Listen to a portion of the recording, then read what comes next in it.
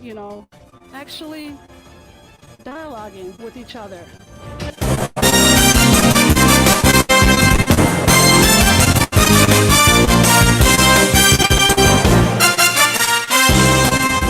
Meritocracy of older people.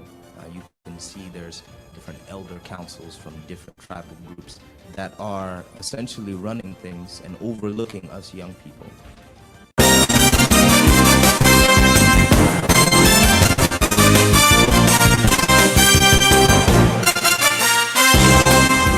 Convince that person that, please, I am me, I'm not they. Nobody but you walked the board. It was only me and my room.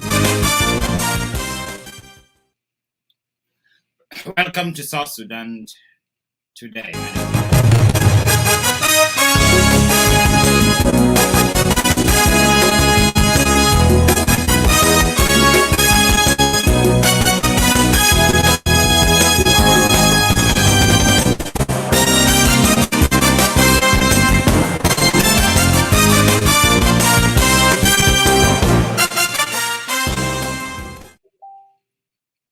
Welcome to South Sudan today. My name is Myong Kwant. You're watching us live in United States.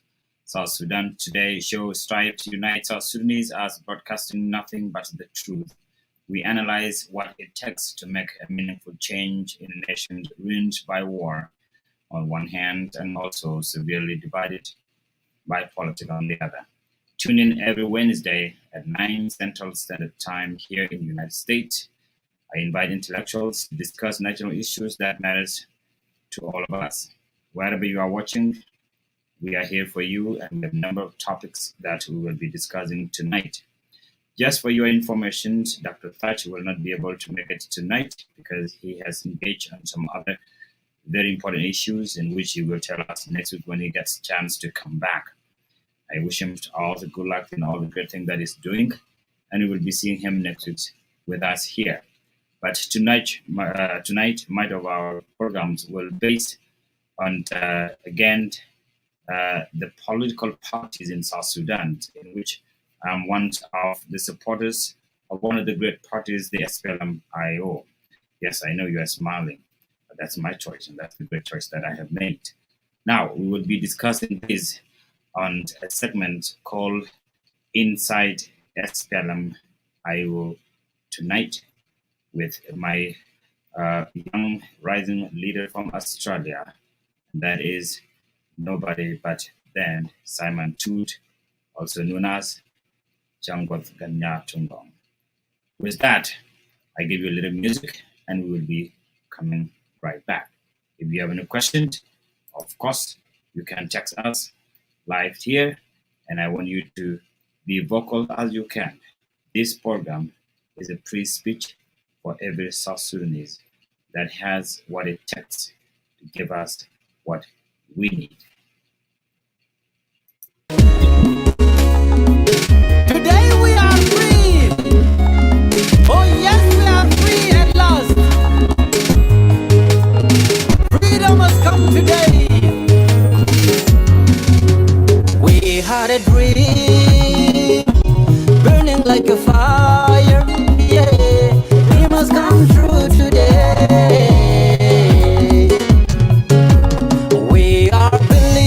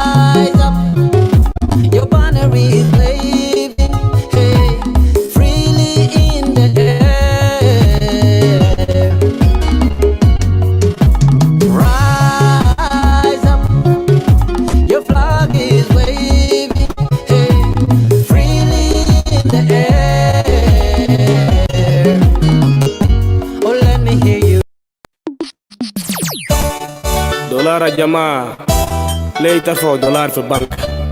لا لا لا، حتى الجدل المحلي المانجا واللبن كله بقى غالي. قال عشان دولار دينغا ناي.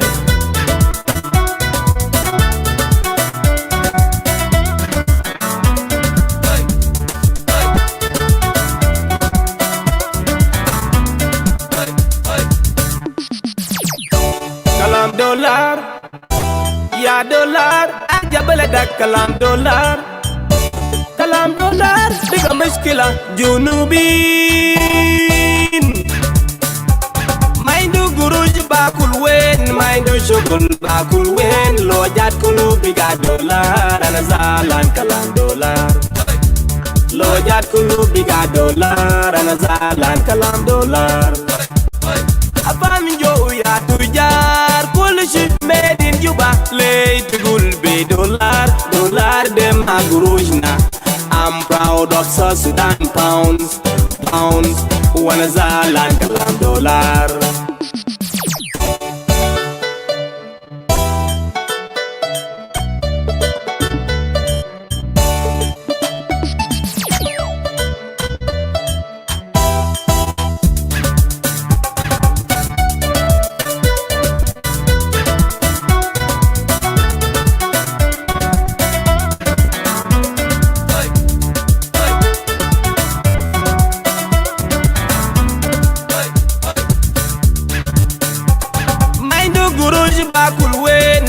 شغل باكل وين لو جات كله بقى دولار. أنا زعلان كلام دولار لو جات كله بقى دولار. أنا زعلان كلام دولار. دولار يا جماعة معيشة صعبة.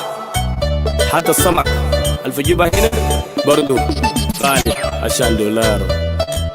لا لا لا، تلقى واحد تاجر موية، تلقى واحد تاجر فام، تلقى واحد تاجر رملة، تلقى واحد تاجر سمك. جنوب السودان فوق السمك ليه تقول عشان دولار؟ دولار ده ما قروشنا. I'm proud of South Sudan pounds وانا زعلان كلام دولار.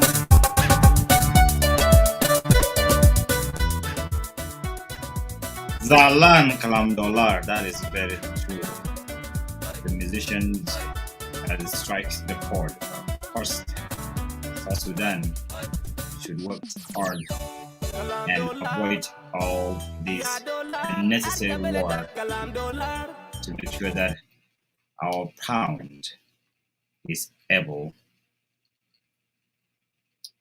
to compete in the world of today. Again, welcome to South Sudan today.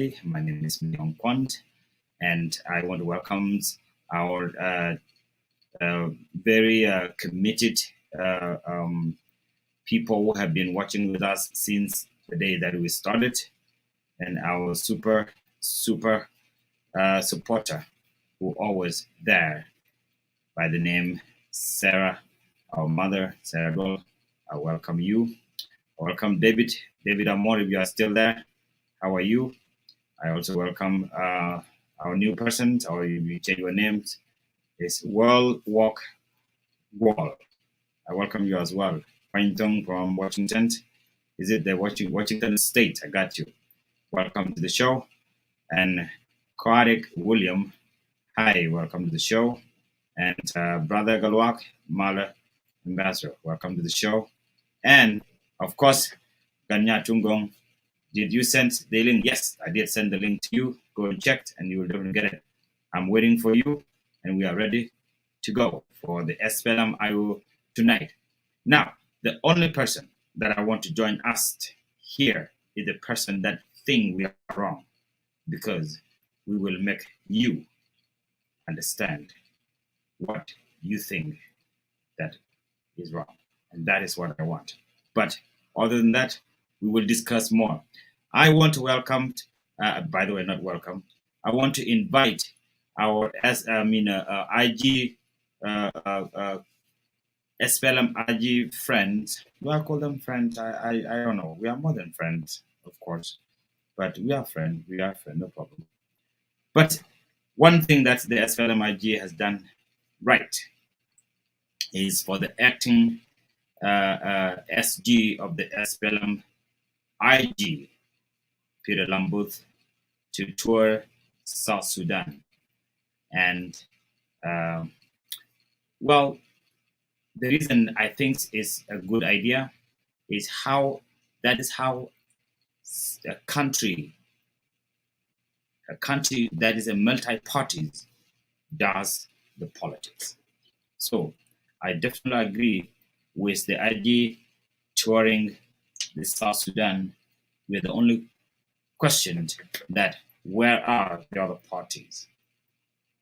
It would have been much better if all parties unite and go together. I understand that you want to go first because there are so many men that you want.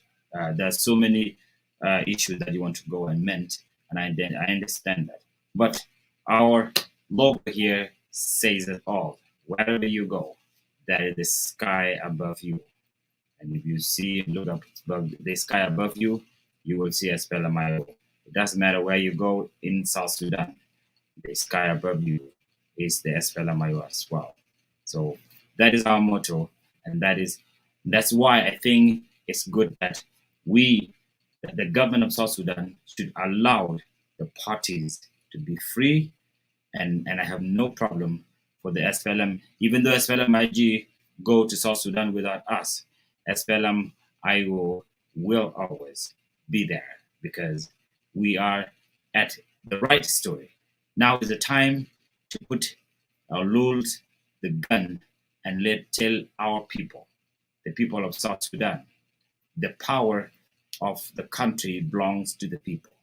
Now let's go to them and tell them how their life will be changed. Not shooting them, not arresting them, not starving them, but to talk to them and give them the right things.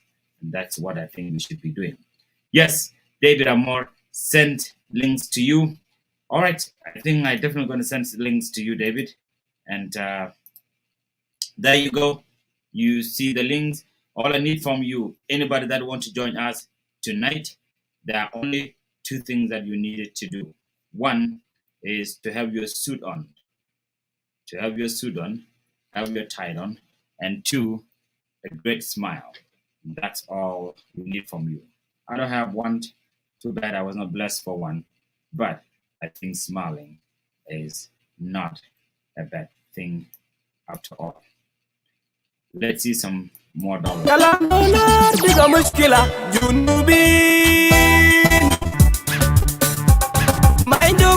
Bamchi wen, mind chogol bamchi wen, lo jat kulu biga dollar, anazalan kalam dollar.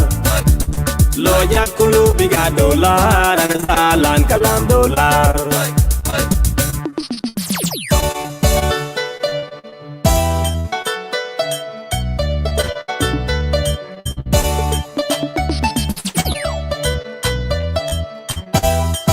نشكركم جنوب من خدمات الطيبة لقطة الباب تمشي وزارة بدو قروش الليان والمدرسة بعد شوية تمشي بلاك ماركت لي خرجتوا قروشنا وانا زعلان كلام دولار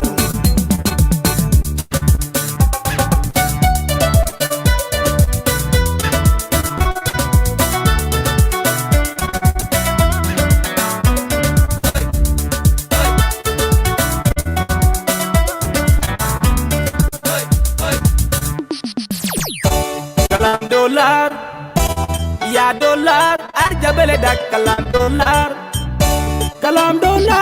كمشكلة جنوبين ما عنده قروش باكل وين ما عنده شغل باكل وين لو جات كله بيجا دولار انا زعلان كلام دولار لو جات كله بيجا دولار انا زعلان كلام دولار أفاني جو يا تجار كل شيء made in Juba ليه تقول عشان دولار دم قروشنا I'm proud of South Sudan pounds. One salan kalam dollar.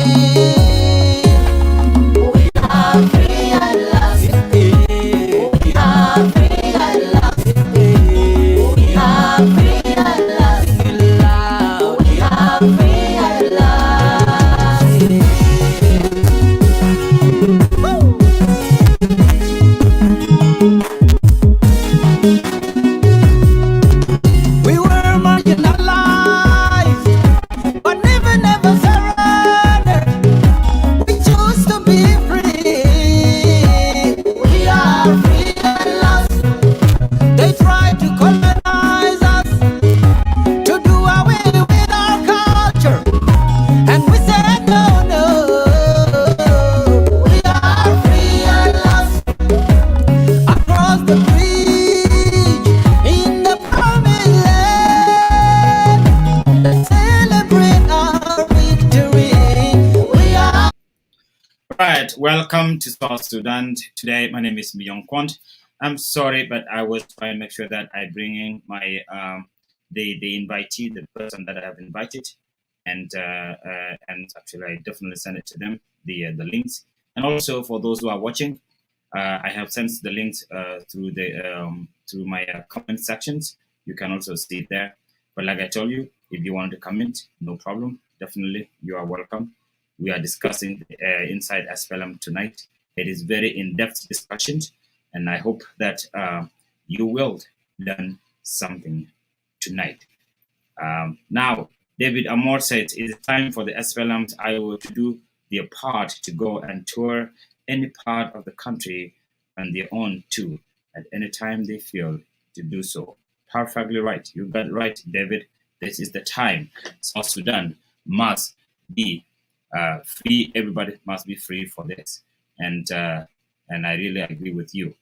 I'm not sure, David, if you wanted to comment and let me know so that we will bring you in. But we're going to have a very interesting discussion tonight.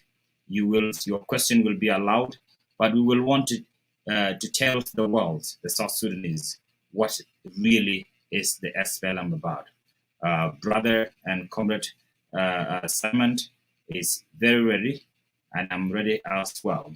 It is time for SPLM tonight.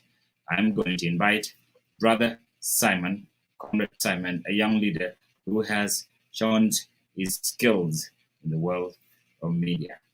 Simon, welcome to the show. Thank you, Ambassador Myong. How are you? I'm doing very well. How are you?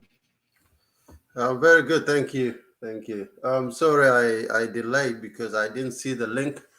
Oh yes, Yeah. I actually I thought that I had sent it to you, but I did send it to some certain post. Maybe I sent it to the other a different one for some reason. I didn't get to you there. But thanks for echoing that to me. How are you doing in Australia? We're doing fine. I'm in the western side of the country, and we are quite good. Our weather is in the mid-20s, so it's quite good. In terms of your temperatures that you guys use in North America, I think it would be around 50 Fahrenheit, something like that. So is it 50 Fahrenheit over there? Yeah, we use degrees here. Are you guys using degree there? Yeah, they're using Fahrenheit here. I mean, if it's 50, then it's almost 100 and something here or something, maybe 103 or something. Yeah, you guys, I don't know I don't know what sort of measurements are those. Sometimes when I look at your weather, I feel like, oh, these guys are burning. But when I yeah, don't be fooled by the numbers. but actually the So same. once I change it into our local weather here, I'll see it's like 15, 17 degrees. Yeah, that's right. That's right. That is right. Yeah. What is it that we need before we start our show? What is it that we need to know in Australia, specifically Perth, where you live? As far as I am concerned, not much we need to know. I think all we are eagerly waiting for is to digest and discuss fundamental issues in regard to our country and the peace agreement that is among us. That is right. That is right. Well, our show tonight, and I think this is the first of its kind, and this is what we will definitely be doing week in and week out, and it is SPLM IO, inside SPLM IO tonight. And like I send you the information, it time, Simon, to tell the world what is the SPLM about. It is time to tell the world what has SPLM achieved and what are the challenges. Yes, of course we do have challenges, but they want to hear these things from people who are part and parcel of the system. And I really can't be any happier than doing it with you. I want to start with the some um, highlight of what happened, what is South Sudan today. And I want to start with what happened with our president in Kenya. It's a news, and the question was the president did not able to give the speech himself and allow the president to read the speech on his behalf, in which I think, allow the minister to do that, in which I think the minister did very well, and I would applaud his job, what he did. But the question is, and that is the controversy that is happening now on the world of social media, why the president failed to read his own speech. Is it because of vocal cords problems on his throat, for sure, as President Uhuru Kenyatta did say it, or is it the allegations that have been alluded to him by some other South Sudanese pundits in the world of media? These are the things that are up in the air, and it's up to our viewers to tell us what it is they know. The next thing is also one of the news that has rocked the world of social media as well. One of our very South Sudanese lady who got lost, and unfortunately, her body was found in Brisbane, in Australia. We don't know what went wrong with her, but again, nobody can really tell what happened. And this is one of the news that's happening. Yes, our comrade sister Agil is quite a character. She is a hero, and there are people that think she is a zero, but nobody can definitely be a friend to death.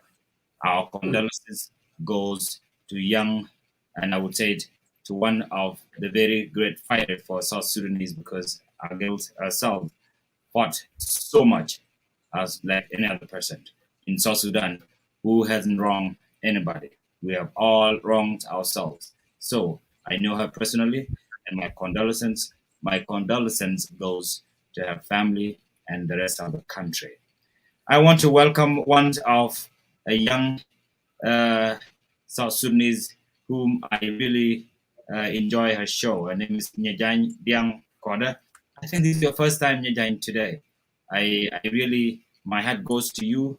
You have very, very great topics on your show, and I think you have a place here. We would love to invite you and hear from you. And for our brother Zagre Akol, welcome to the show, brother. This is South Sudan today, and I want to welcome CK Jatod, William Pay. Yes, William Pay. Question here: will there be election? That's a very good question. Yes and no. It depends on you and I. Is it election going to work or not? Nyapinid, welcome back. It has been a long time. I haven't seen you in a long time. So, Brother Simon, Yeah. SPLM is the only opposition that has signed a viable peace that hasn't yet implemented. SPLM-IO is the only opposition in the country that has told President that you are wrong, you are failing our country, and it has to change. SPLM-IO is the only opposition in South Sudan that has united South Sudanese from all walks of life in Equatoria, in Bahar Ghazal, and as well as in Upper Nile. This is a party that has rocked the whole nation. Thanks to Chairman Dr. Riek Machar Durgund for his consistent message of peace in the country. But the question here is the SPLM-IG with the red devils has already taken off, going to bake those people whom they have forgotten for the whole years of since 2013. We're not going to talk about actually what happened. The history will tell itself. But I really commend that let the party politics get out to our people. Even though the SPLM ruling party decide to go on its own because they want to make sure that they get all the worms before other parties get there. I know for sure, Brother Simon, SPLM-IO has a message. It has a message for the people. It has a message, and it has the solution for South Sudanese. What is the message, Simon, in your perspective, before we delve into the big thing? Go ahead. Okay. Once again, Ambassador Myong, I'm really appreciative of the great work that you are doing on the other end of the world. It is with great joy each morning on Wednesday, each evening on Wednesday, your time, which is Thursday mornings, our time here in Australia, that we come on this podium and discuss issues that we believe wholeheartedly as fundamental as our own lives in South Sudan. Therefore, I can never be so proud than this, that we come here and sit and discuss these issues. And there will be people that will always be against us as we discuss these issues, as well as those who will be for us. But we cannot yell negatives rather than just continuing with positives. Today's topic is of great concern, not only to we, the people of South Sudan, I believe also to the supporters of South Sudan as well as the friends of South Sudan. The reason being, we have signed an agreement that has been pending since 2015. And therefore, a lot of questions are being echoed around the world of whether these leaders are able to give us the peace that we dearly deserve. Before we answer the question of whether our leaders are capable to give us a peace agreement that we dearly deserve, your question is quite right, because we need to find positivities within the wilderness of negatives. And I believe that is why you gave us this topic today. We know from the onset, as you have said, we are not going to discuss much on the history that had unfolded after 2013, December 15. But rather, we are going to concentrate on the positivity that are yet to come. Because sometimes there are times when negatives comes and positive shall follow. When the history has begun, for example, what had taken place in Juba, it was sad indeed, but it will also be harnessed, and we can change it into a positive where the rest of South Sudanese people will forever be proud of the changes that will take place. And I believe these are the changes that we are going to touch base on today. I don't know if that's the answer that you want, or you want me to continue to elaborate on the positive steps that we have taken. Definitely, Simon, this is our time. This is SPLM Insight. Let our viewers, those who support us, and those who I don't say they don't support us, but they didn't understand us, now can understand us. Go ahead. Okay. Let us. I don't know if it's my machine here that's echoing. Yes, as you mentioned or you have asked, let us try to concentrate on the positive effect of the current agreement, which culminated from the onset of the Civil War. With that being said, I will say that SPLM-IO was formed or founded after the incident of December 2013. And the reason for the foundation or the formation of this organization or the movement was to make sure that the anger of the people was never taken in a manner where the entire country can be pitted against each other. Chankos versus Deng, Deng versus Azandi man versus Fujulu man. I believe this is what Dr. Riek Machar said from the beginning, that the people of South Sudan were angry that the government of the day did not perform to the will and the wishes of the people of South Sudan. And by mentioning that, the government or the regime of Salva Kiir bended his anger on him and the entire supporters of Dr. Riek at the time, and therefore the entire country was subjected to war by Salva Kiir. And from there, I believe the people of South Sudan heeded to the call by Dr. Riek not to bend the anger on each other, rather than to concentrate on the reform agenda, which give us a way forward, that the entire country need to be reformed from its old way so that we can all have a say in the country, that we will have a new constitution, that we will have a new army, a new unified police, a new new department that will incorporate all our identities. Therefore, it helped for those of us that know how far we have come. It helped, because should Dr. Riek Machar had come and just said, let us behave like Salva Kiir, the way Salva Kiir was doing things, then today the entire country would be engulfed in blaze, because we all would be fighting one another. You would never know who is your friend and who is your supporter. I believe Dr. Riek Machar did the right thing by making sure the people of South Sudan continue to push for reform, but on the other end, they were united in their quest for reform and freedom. Okay.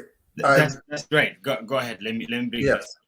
Yes. So that is one thing we must take as a positive event that came up after December 2013.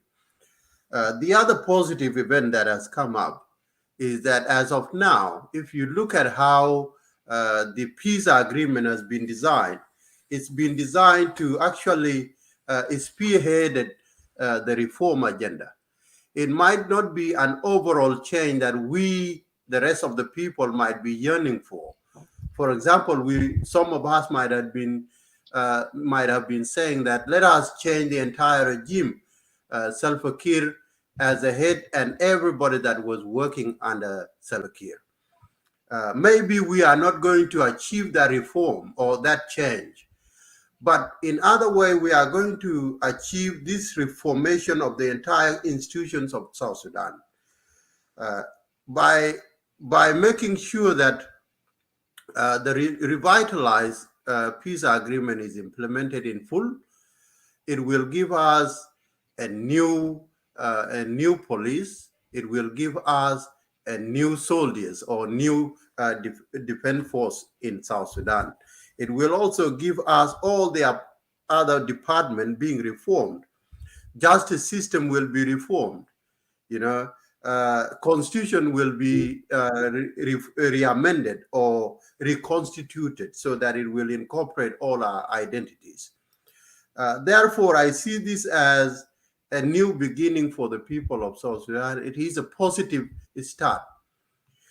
It might not be the way that some of us wanted, as I mentioned earlier, because there are people among us that are campaigning for, the overthrowing of Salva Kiir regime. I was involved in this in the beginning, and I believe most of us were. But knowing that that country belonged to all of us, and knowing that the world has come to our aid to make sure that we sit on a table to discuss our differences and come to agreement so that whatever we have been crying for will be addressed, then it gave me the other alternative. What are the other alternative?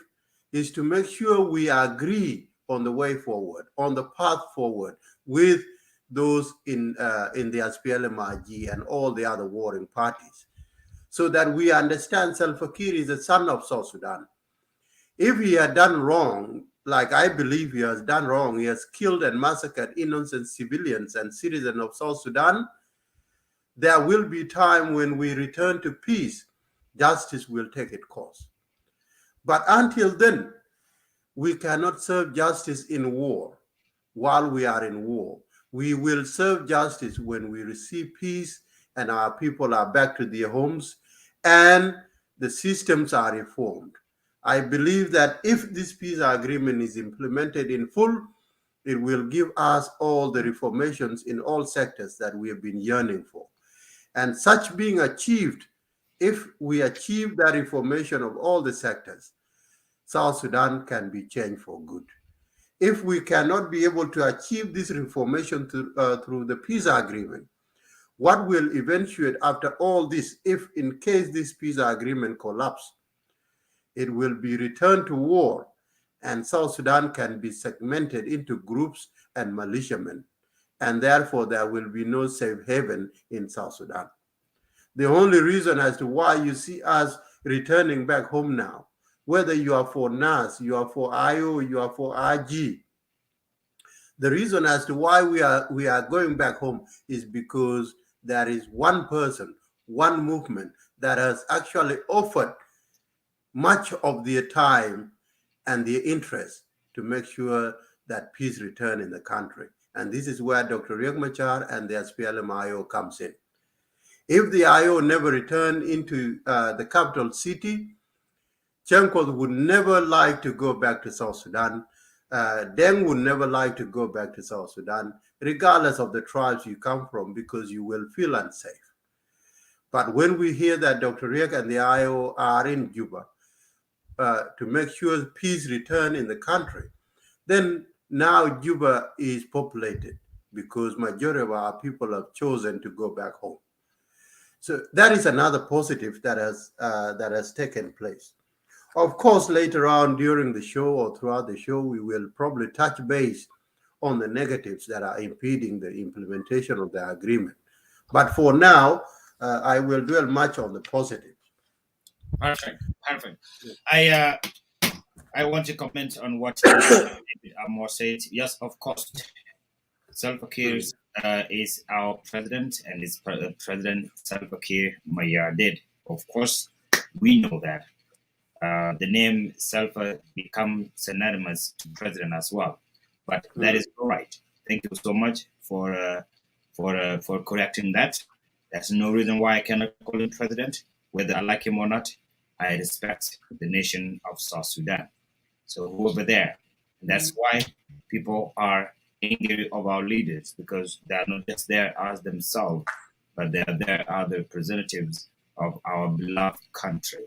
So you're very right. Definitely, I will make sure that the title is accorded and respected as well. Simon, one of the very important things that people always, to me, always seem to not emphasize on is how we have forgotten that the unity we had when we decide to fight the Khartoum regime at the time that we had nothing. Simon, in 1955, when our brave men in Equatoria decided to say enough is enough, they had nothing. They did not wait for the weapon to start war. They just say no and hell whatever you think you are. At the same time, during Anyanya 2 as well. At the same time, during SPLA, SPLM as well. So this has brought us together. This has brought us together, and that's why we achieved the independence of South Sudan. People will say that, oh, independence of South Sudan was because of the referendum. Well, you know, Sudan would never come to that table had it not been the bravery of our South Sudanese men and women who fought those wars relentlessly. So, for them to fight Khartoum on their bare hands and force Khartoum to the table for a number of years, it is a collective effort from all of us. And that is why what happened in 2013 should not have happened. And that is why the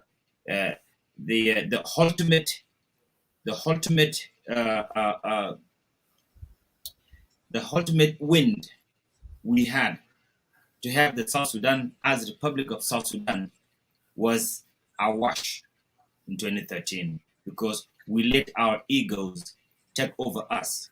We have one president, and that president is President Salva Kiir Mayardit.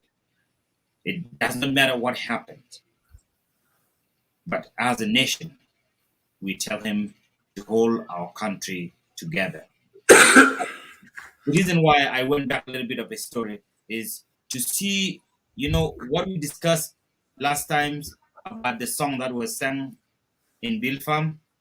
Today, just 2 hours before our show, there was another song. I don't know if it was the same event or the different event, but I believe the same event. There's another song that supposed to have been the song that they should have had to dance on. Let me play it a little bit here, and you see what different it makes.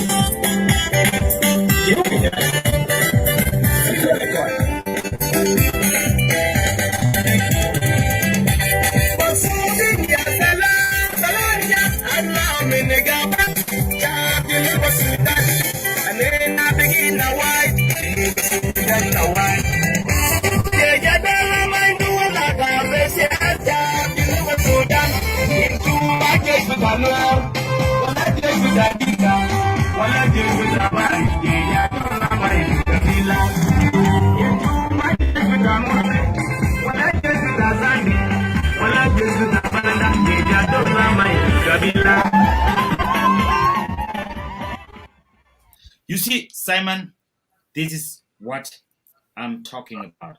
You see the difference. You don't have to understand Arabic. You just have to understand the meaning of what it says, right? Correct. This is not a army of Nuer, army. This is not an army of Denka. This is not an army of Bari, and this is not an army of the other tribes, as I say Mole. This is the time for it now. And this is what we've been echoing that time. I wish our brother from that day should come, because some people were thinking that just because it was in Denka, that's why it's wrong. No, it was not the case. It can be in any language, because according to our interim constitution in South Sudan, Every language in South Sudan is a national language. Do they know that? So you can That's speak Nuer, it is a national language in South Sudan. That's no problem. It will that's be only correct. your own problem if your audience will not hear you. But That's true. but according to our constitution, every language is a national language. There's nothing wrong. The only problem is what you say with that whatever language you are using, and this Hmm. is why it makes difference. Go ahead. Well, we touched a bit of it last week in regard to negatives. You know, sometimes negatives are good at given times, and also they are bad at another given time. Mhm. There are times when you can talk negatives, and it would serve the interest. But there are mostly times when if you serve the positive or you speak positives, it will serve both interests. Because when you talk negatives, there are only few people that will also that will support the negatives, but majority of the people, when we are talking in the manner of a nation or on behalf of a country, people will always support a notion of positivity. You know, if you are positive, any leader that is speak negative in a country can never be supported. Only few elites will support that leader. In any given country, what we were saying last week is that the song that was sung was a bad intended song. It was intended to derogate or to make other people look at themselves as inferior, and the others will be superior. This is a spirit that we didn't want to continue to see in South Sudan. If we are talking about peace and we have signed an agreement, our people must be honest in how they treat the agreement. When there is a peace agreement, the language always change, the behavior of the people change, Mhm. and so is the character of individual. And that is where I came up with the term where I describe certain individual as having a genetical problem. And therefore, we need research to identify if this is indeed a genetical problem or not. The reason I was saying this was not to vilify individuals, but it is to be honest, because it seemed like in South Sudan, there are people who want to be in violence. There are people that want to advocate all the time in the spirit of violence. And that when we talk about peace agreement, you are the worst one. But when someone comes and say, "Hey, let us fight. This tribe is evil. Certain tribes is bad," then people will say, "Yeah, yeah, yeah, that's good." And that's where I came up with that description. That we need to re-identify ourselves and see exactly what is it that make us behave like this.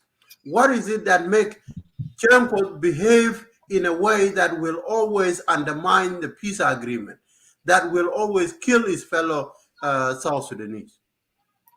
And what is it that makes Chemco support a man that killed his fellow citizens? That is exactly where I reach to that statement. Yes.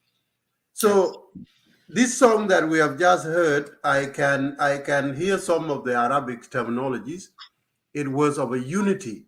It was advocating for unity, that there can never be army of Nuer alone. There can never be army of Dinka alone that can run the country. And so there can never be an army of Equatorian alone that can run and manage the entire country. All these armies from all the tribe, from the largest tribe to the smallest tribe, are and they shall always be for the people and the Republic of South Sudan. I think that is what the song was saying, and that's exactly the message that we wanted to hear last week. Exactly. That's right. That's the message we wanted to hear, and that's a message that will unite the country, as we say. Hmm. But Simon, SPLM has gone through hell, and let me say Hmm. that word. SPLM has not only fight the adversary, but Hmm. SPLM also has enemies within. We have numbers of leaders, number of people who have decided to fade away from the SPLM. I want to get to that point a little bit. For some of our people, there's this term of you are in SPLM to support the chairman of the SPLM SPLM IO. You are in the SPLM to support Dr. Riek Machar. You are in the SPLM to support him, for him to become the president of South Sudan. We got to dissect this tonight, and that's why I like this called the inside of SPLM. Okay. I wish that these people are listening to me. And if they think that what I'm saying is wrong, I want some of them to come in and correct me so that I will tell them what is actually right. There's two things here. There's a supporter and there's a member. And the third is the one that combines both of them. Right? You can be a member that is a very good supporter. You can be just a supporter and not even be a member. Right? Simon, That's true. When SPLM-IO, as you said in the beginning of this segment, when the SPLM-IO curved that anger of the youth, because it was the anger of our youth seeing their beloved people being killed wrongly in Juba in 2013. They decided to come in and put the law in their own hands. And that is how the SPLM came to being. Dr. Riek Machar and a number of great leaders, who some of them are not alive today, have curbed this anger of South Sudanese into a political agenda. It is this political agenda that become SPLM-IO. I was there when it was created. I was the first to draft and send and accept the piece that was initiated by the regent. So the SPLM curved the anger and decided not to just sit back and watch South Sudan turn into a tribal killings state, but those who decided to support SPLM, they had one misconception, and I don't blame them. At some point, I want to blame those who are more political part of what happened. What happened is that there was a number of South Sudanese who were so angry at what happened in Juba, right? And when SPLM said this is wrong and we have to change the country, they joined the SPLM. In thinking that they forgot that they are joining a party. They are joining a party. They think that they are just uniting to fight President Salva Kiir Mayadi, which makes sense on that time, right?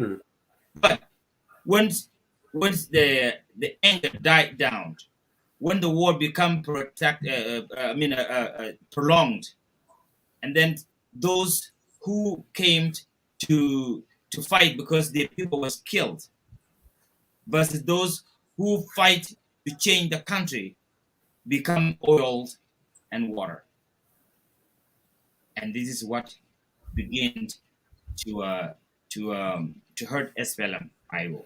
I always say that the party that has given people the reason why you become part of this SPLM-IO would have been much better. But the point here I'm trying to give you is that now we are a party in the SPLM-IO. We have an agenda that we support. We have an agenda that change the country, not take the Salva Kiir away from the president. You can leave tomorrow, right? But you do not have agenda. You have nothing to do in that country. Here is the point, and I hope that I'm being clear here.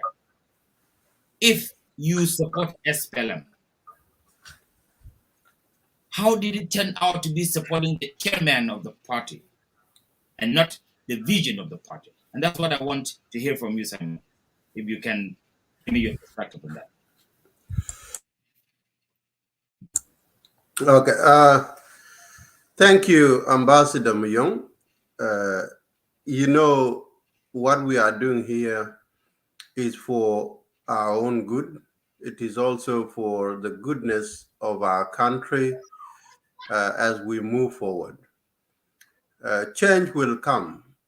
Change always drag its feet at times.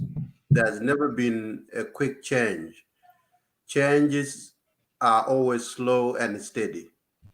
And therefore, that's why when you're choosing a leader, you must choose a leader that is so determined to spearhead the change. You choose a leader that is so fundamentalist in terms of understanding what need to be changed. You bring in a leader that is so determined, so focused, and a leader that cannot be deterred regardless of what comes the way along the way.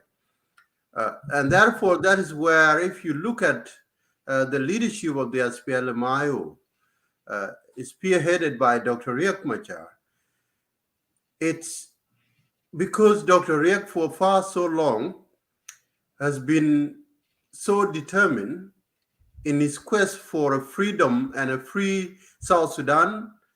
He has been so determined for far too long to make sure South Sudan thrive among the nations of the world.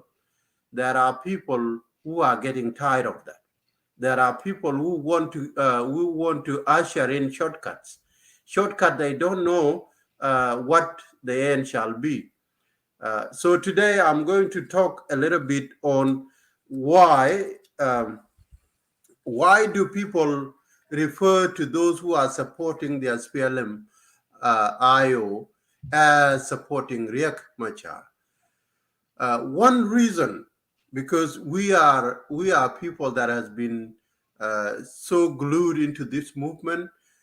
We know the people that has been with us and that have been leaving us. We know them by name, we know them by characters, and we know them even where they came from. One reason, Ambassador Myong, that people find it very hard to stay long and committed under Dr. Riek Machar is because Riek Machar in Nuer language is not a man of Chaweni. Okay? So in Nuer language, English, Dr. let me roughly summarize what you said. Yeah. In English, you mean that, in Nuer, man of Shawan, it mean that Dr. Riek Machar is not a gossiper. Yes, If I can yes. come Yeah, clean. I just want to make it a little bit spicy because Yeah, that's right. That's right. Yeah, yeah, it's good. So yeah. they need to know that. Not a gossip. Yeah, That's what I mean. Go ahead. because sometime when I'm speaking here, I'm trying to also relate to Of course, yes, you're right. who we are, so that our people can actually have a sense of belonging here in the discussion. So one reason that people find it so hard to cope and go under Riek Machar is because Riek Machar is not a man of Chaweni. He's not a gossiper. He doesn't like all this shamarat here and there. If Chankwas is a gossiper, if Chankwas is a betrayer, if Chankwas is a person that goes behind scenes and say, Dr. Riek, don't give so-and-so job because so-and-so is an enemy of so-and-so. Chankwas will not like Dr. Riek because Dr. Riek doesn't welcome this character from Chankwas. Therefore, what Chankwas will do is to go and preach negative about Dr. Riek, in a sense that other people that are related to Chankwas will take Riek Machar as a bad person. Okay, that is one point I have to mention here. Second point, Ambassador Myong, if you are determined, people are hated because of their determination to cross the line. If I may refer you to the biblical stories of the Israelites or the children of Israel, when they were suffering in Egypt, For far too long, they were suffering, and God sent them a rescuer in the name of Moses. But when Moses came, and the children of Israel realized that this is a messenger of God, he was sent by God to come and rescue us and take us to the promised land. The very same Israelite turned against Moses. When Moses succeeded and took them away from Egypt, on their way to Canaan, every hurdle they found along the way, they always abuse and insult Moses. They even goes as far as insulting God. Yes. At some point, they even want to kill him because they felt like, why, if you taken us away from Pharaoh's, yes, we were suffering in the Pharaoh's hand, but now we cannot drink water. We don't have water. We don't have food. God would again come to the rescue and give them food, give them meat, give them everything they need, give them water, and again take them on. And if they find yet another hurdle, they will come again to make sure that their frustration is bended on Moses. Why am I saying this? It's because Moses was so focused. Moses knew where he wanted to take the children of Israel to. Moses wanted the children of Israel to be free forever. Yet the children of Israel, those who have got short focus, those who cannot see the vision, always turn against Moses. What I'm trying to tell us here, I'm not saying Riek Machar is Moses, but there is relationship between the stories that we have read in the Bible with what we are doing now currently in South Sudan. Because when we have a leader that is so determined, when we have a leader that is so focused, a leader that see tomorrow, well, underneath we have people that call themselves leaders, but they cannot see the tomorrow. They cannot see what is on the other side of the river. That is why now these leaders will always turn against a leader that is focused, a leader that can see beyond the imaginary line of today. They will not accept this leader because they don't see the vision, they don't see the final end. They just want to create shortcut that they are not even prepared to deal with the repercussion. So, Comrade Muyong, that is another one point that I've learned over the years. Now the question is, why people name each other as supporters of Riek, and those who left would say, oh, I left because of this and that. It is because, like, for example, myself, I support the SPLM-IO from the inception, not because of Riek Machar, but because I believe it is mine. I believe it is mine, and it is up to me to work hand in hand with Riek Machar to make sure the change is received in South Sudan or achieved in South Sudan. So is you, Comrade Muyong, that you are working not because you're supporting Riek Machar as Riek Machar, but you are supporting a movement whose leader is Dr. Riek. Because you believe in that ideology of the movement, and the leader at the time is Dr. Riek, you must continue to support that leadership. You must continue to support that movement. But for those of us that fall away along the road, those who falter along the road will continue to say, oh, Riek Machar is bad because he doesn't do this and that.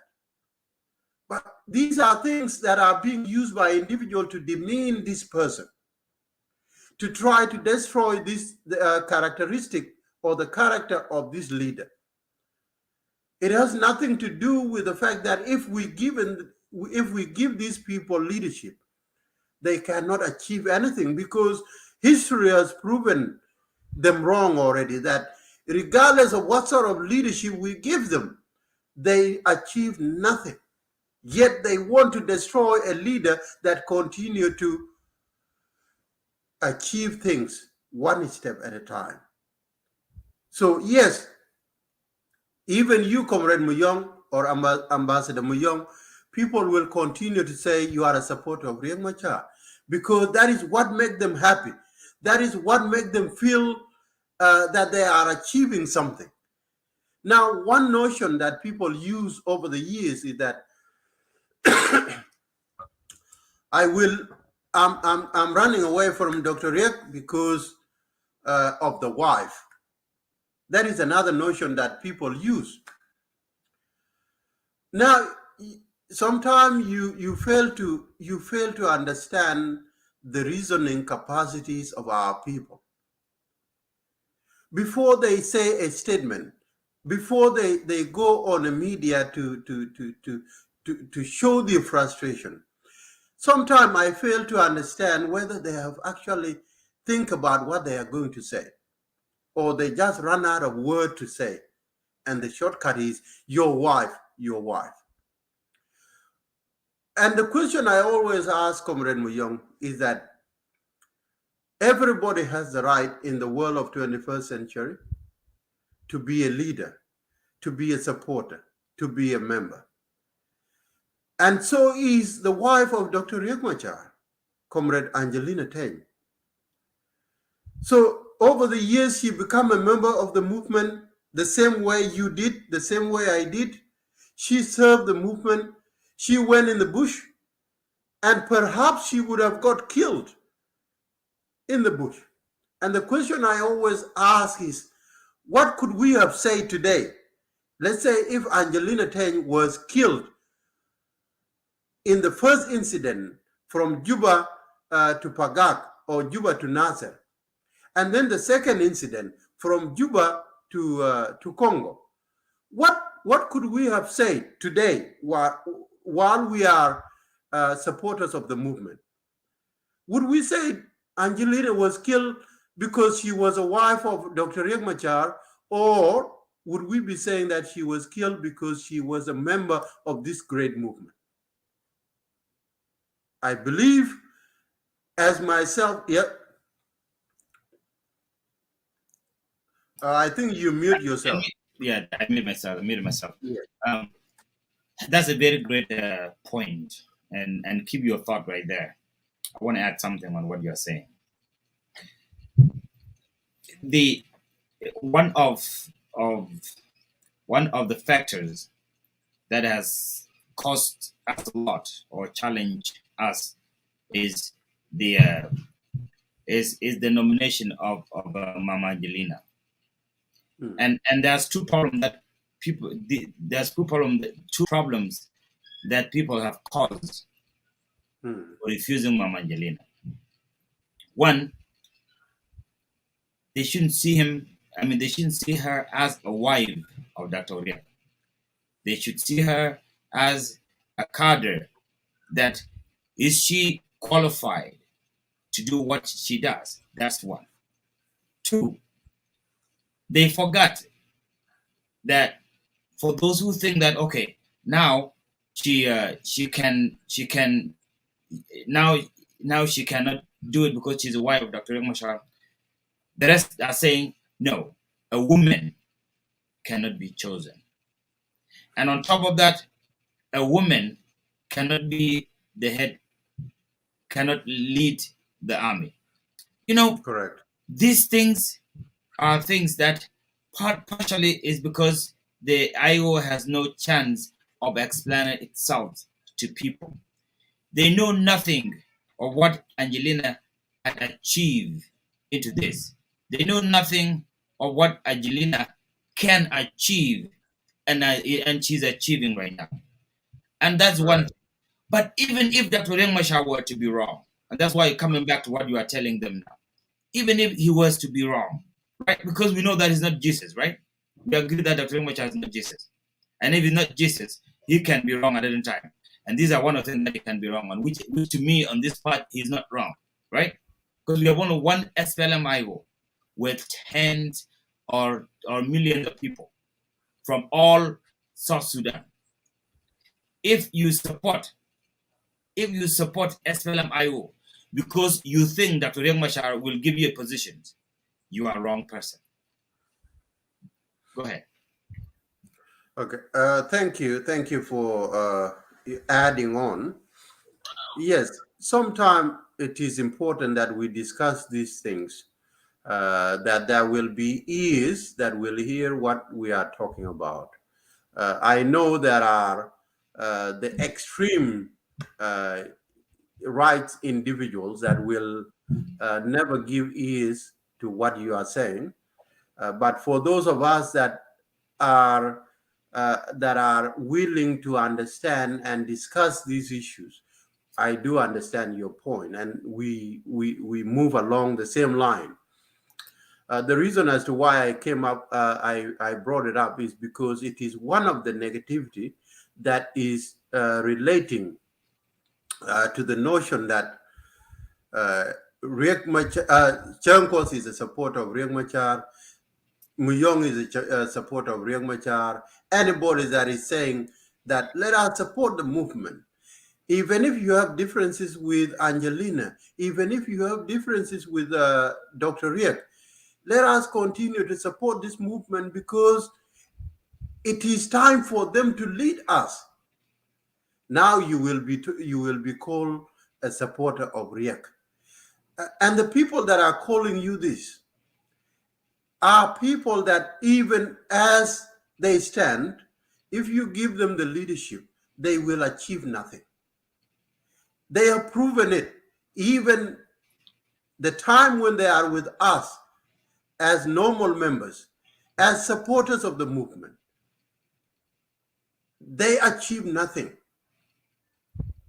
Therefore, if somebody achieves nothing and all they want to achieve is negatives, advocation, again is a leader of a movement at a very wrong time, well, these people, even if you give them leadership, they will achieve nothing too.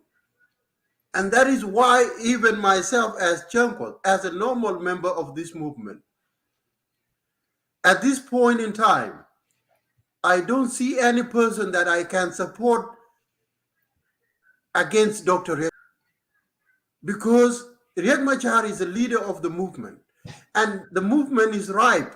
The movement is at its time to serve the interests of the people of South Sudan. Yet we have people that want to advocate on the change of a leadership.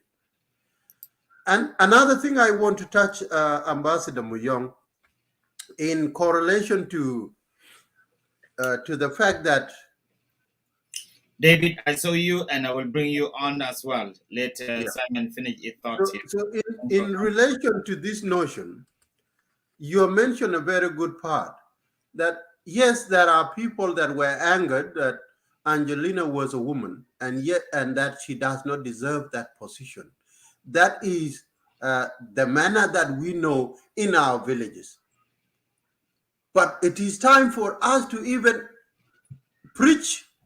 If someone is thinking like someone who is in the village, there is difference between Angelina Teng in Juba and Angelina Teng in village Mungohini Yang. You see? So our people need to understand that changes had happened. That, for example, there is difference between Chankol Etongwer in 1991, 92, 93, and Chankos who is sitting on a table talking about the issues of the country. So now if you knew me in 1991 and you want to treat me like Chankos of 1991, well, you will be left behind. Because Chankos is no longer doing that issue of Tongwer, I'm not practicing, So we need to understand that the world has changed, and because the world has changed, we must change with it. That's true. Okay, the world is changing drastically, and we, the Nuer people, we, the Dinka people, we, the Fujulu, the Kakwa, the tribes of South Sudan, must learn to change. This notion of a woman cannot lead are wrong. They are unproven. So anybody that continue to spearhead a campaign that say a woman cannot lead in the 21st century, regardless of whether you are a Nuer, you are a Kakwa, you are who you are, you have got no room in political arenas of South Sudan and beyond. Believe this statement. Thank you. Let's keep your thoughts right there, and let me give the identity to the show, and then we will be right back.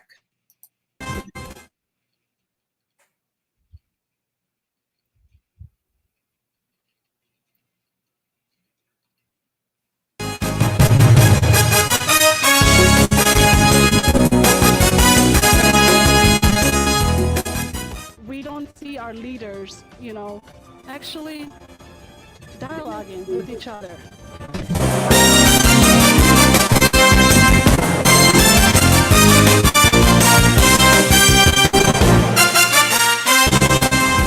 Meritocracy of older people. You can see there's different elder councils from different tribal groups that are essentially running things and overlooking us young people.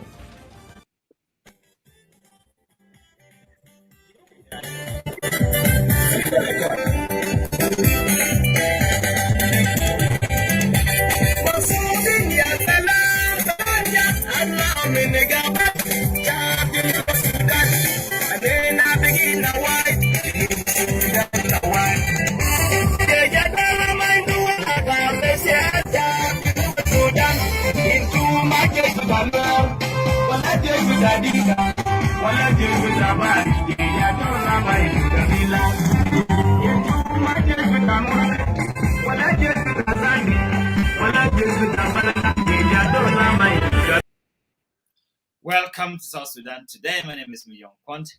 We are discussing a lot about South Sudan. Hey, brother David, welcome to the show. And brother Peter, again, welcome to the show. Simon was actually finishing his thought, and I want you to finish your thought on that part so that I can bring in our two guys. But you guys can continue listening. Go ahead, Simon. Okay. Before our two gentlemen took their place on the podium, let me make this point clear, because sometimes we South Sudanese we comes in and we diffuse the environment. Yes. So what I have to make sure that our two gentlemen does not cross is that we are discussing the positive parts of the movement, the SPLM-IO movement. So if you want to come and deter us from this discussion, then I will not want to debate about that. But if you want to come and put your thought on other given issues, then it's up to the host to guide you. But on my behalf, I'm coming to advocate on behalf of the movement what I believe is positive and what I believe also is negatives that we should discard. So thank you. All I can say in regard to the previous statement is that people need to understand time has changed, and people should never be judged by whether they are women or not. A woman can do any job a man can do. They always say women can do better a job a man can do, or any job a man can do, a woman can do better. We are in 21st century, whereby if a man can be a leader, so is a woman. If a man can, if a woman can cook, so is a man. I believe most of us have come to terms with this in 21st century in the Western world. So our people need to be reoriented, and there are no better people than we that are sitting here today. It is also good for us to make sure we change with the world and only not take on an issue that is so different to our beliefs. So thank you. I will hear from our brothers. Thank you for yelling our topic tonight, both of you, David and Peter.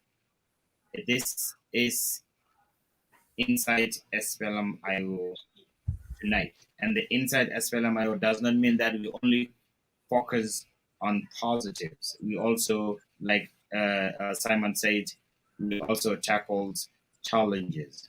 We don't have any negative, but we do have challenges. That's the language we decide to use. Now, you have no problem if you can only see the SPLM IO challenges. Tell us, David, Peter, in a very constructive way. Simon will definitely give you the answers that you have been looking for since 2013. And I will do that as well. But the program show tonight and the topic is the Inside SPLM. So, David, since you come first, go ahead. What do you get?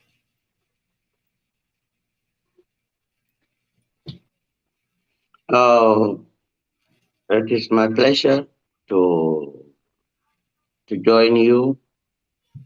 And first, I will give my greeting to the viewers. And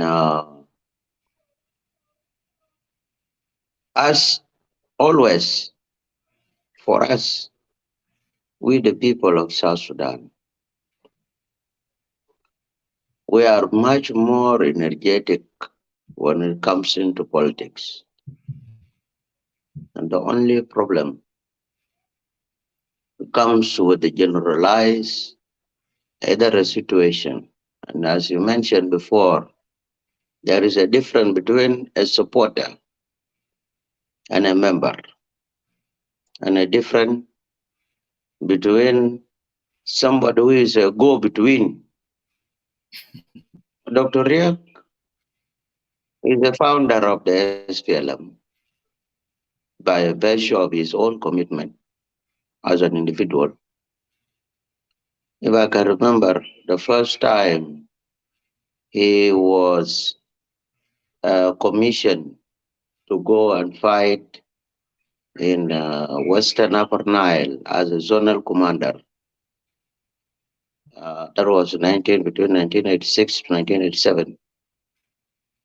He went with the 2 battalions. One of them was a Wolf, led by him, and Nil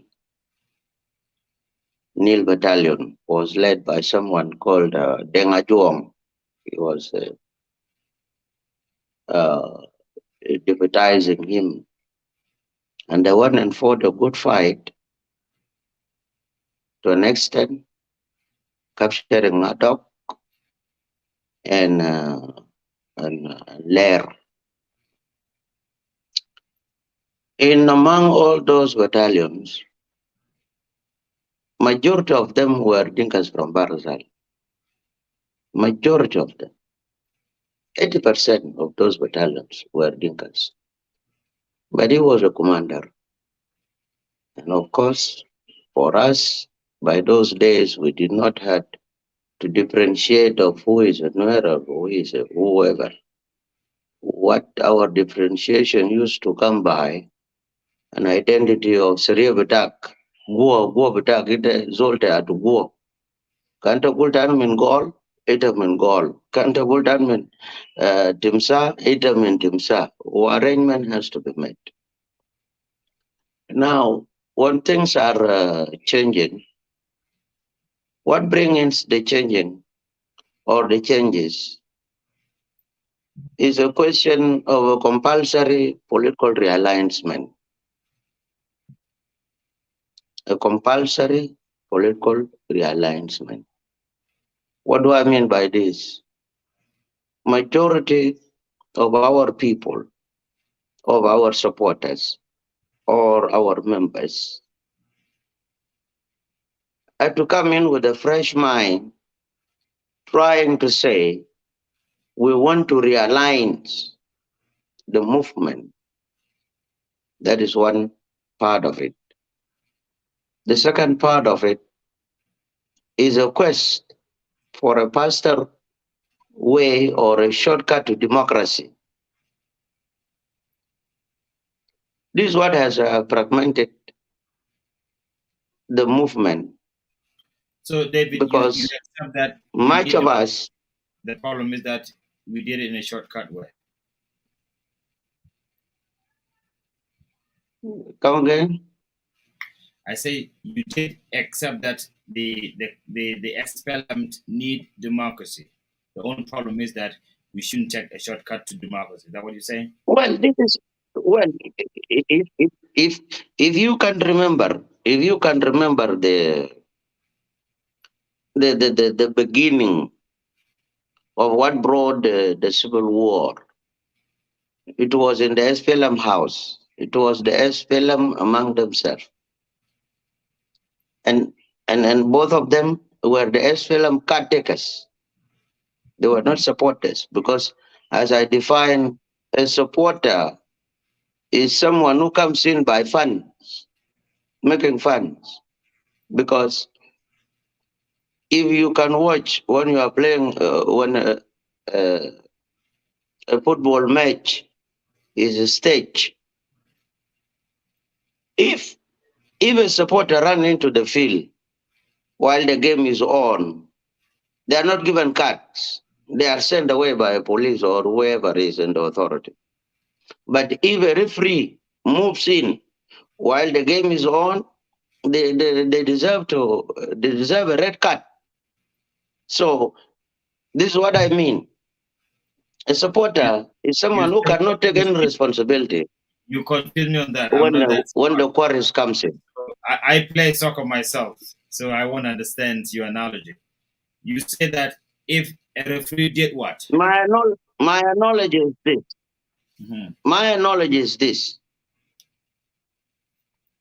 If you can go into the football stadium Yes. and you try to interrupt the playing match as a supporter, Yes. they don't give you a red card, nor do they give you any card. Oh, they But only take if you a away from the player, stadium. a member of the team, Yes.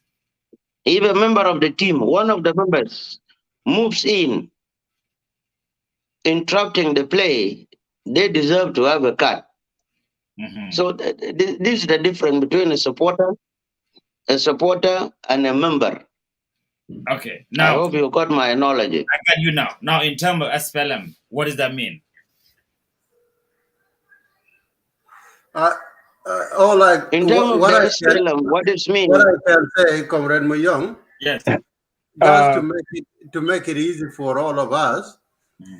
Let David continue, and then if there is anything that someone would like to respond to, let us just note them down, so it will be easy for all of us. I agree. I understand the you Go know ahead, David. the examples are very wrong, but let us continue to make Go the ahead, David. environment better. Yeah. Right, Comrade David Amor, put your time. I just need only 1 minute. I will summarize. Go ahead. And You're right, David. Go ahead.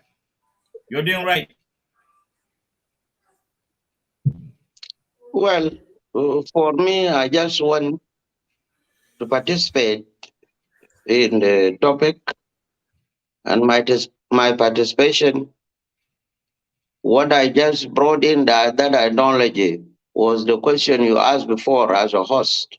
Mhm. You said there are different stages between a supporter and a member. So a member can take a cut, and a supporter can be sent off. That's what you can analyze it in a different way altogether. No, I got you now. But let me come into, yeah, that's it. Let me come into the SPLMIO, because the show, as you said before, it is the inside SPLMIO. The SPLMIO has not to defend only on the peace agreement, because they have their own supporters in the country. They are recognized in the country. They should have to build in their presentation of what do they have as an agenda. Because the peace agreement is more or less to elapse later on in the future. And the party will be left on her own to talk to their supporters. Things of the past, they have got the notions David, where can I borrow you a they are going second? to be addressed, of course. Let me borrow you a second, David. Just hold your thought a second. Go I want to ahead. say 1 second. Go ahead. Zachariah Magog, Mm. bench,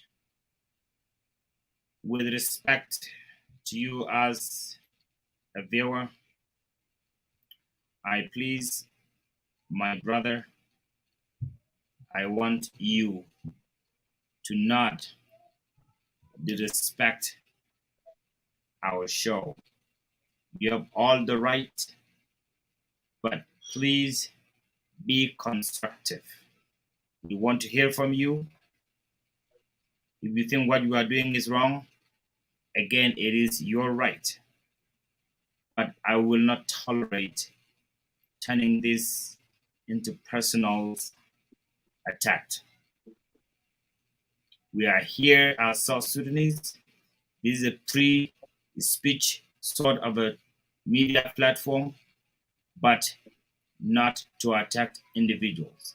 Yes, you can attack my point of view. You can attack my positions, but not myself or any of our people here live with us. Please, Zachariah, with respect, I would love to see your language change, and if possible, I want you to apologize to the individuals that you have attacked. It's not going to take us anywhere, and you need to man up. Thank you so much. David, sorry for that. Go ahead. And that's all right. It is okay. There are such people all the time in any society. But what I had wanted to say, That is true. yes, they are there. And this is what that's what Changkwa said before. That there comes a time when negativity has to come in, and we don't dwell on it. We better dwell on the little positivity that we are trying to build on. Thank you. Because Thank you so much. some people don't understand. Some people don't understand why do you have to buy an airtime from your own money and try to talk to David Amor, who is sleeping in Kampala, try to talk to Chongkot, who is in Australia, and it is your own time. They don't understand this sacrifice. Thank you very So, yeah. So what we need to appreciate is that it has come a time for us to say the path that we took before was not leading to where we were going. Then can anyone else among us show us or give us what to do?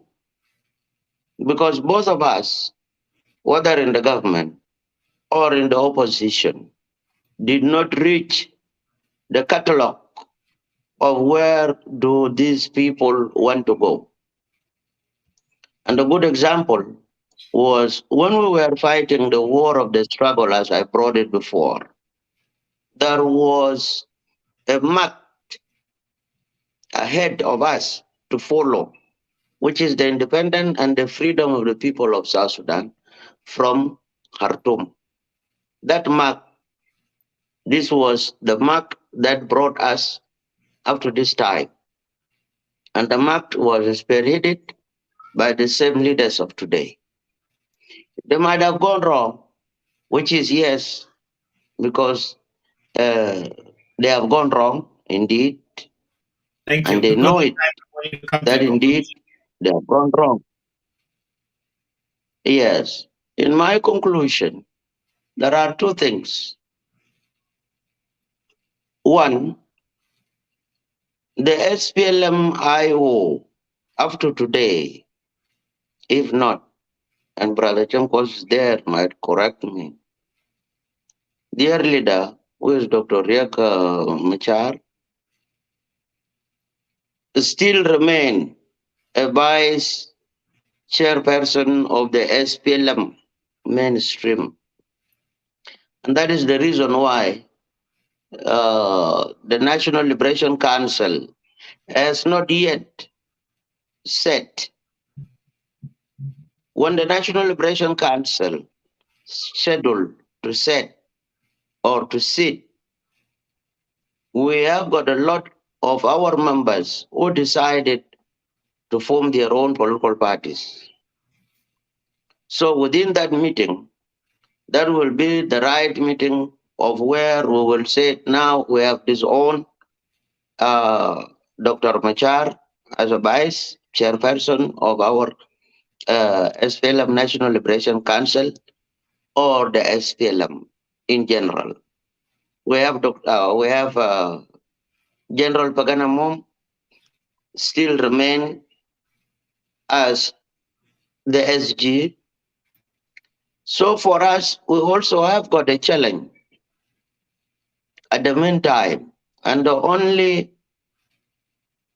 time that will show or free anybody, because they were all both our members and up to date. But David, We are trying to fix what has to bring in. And let me finish.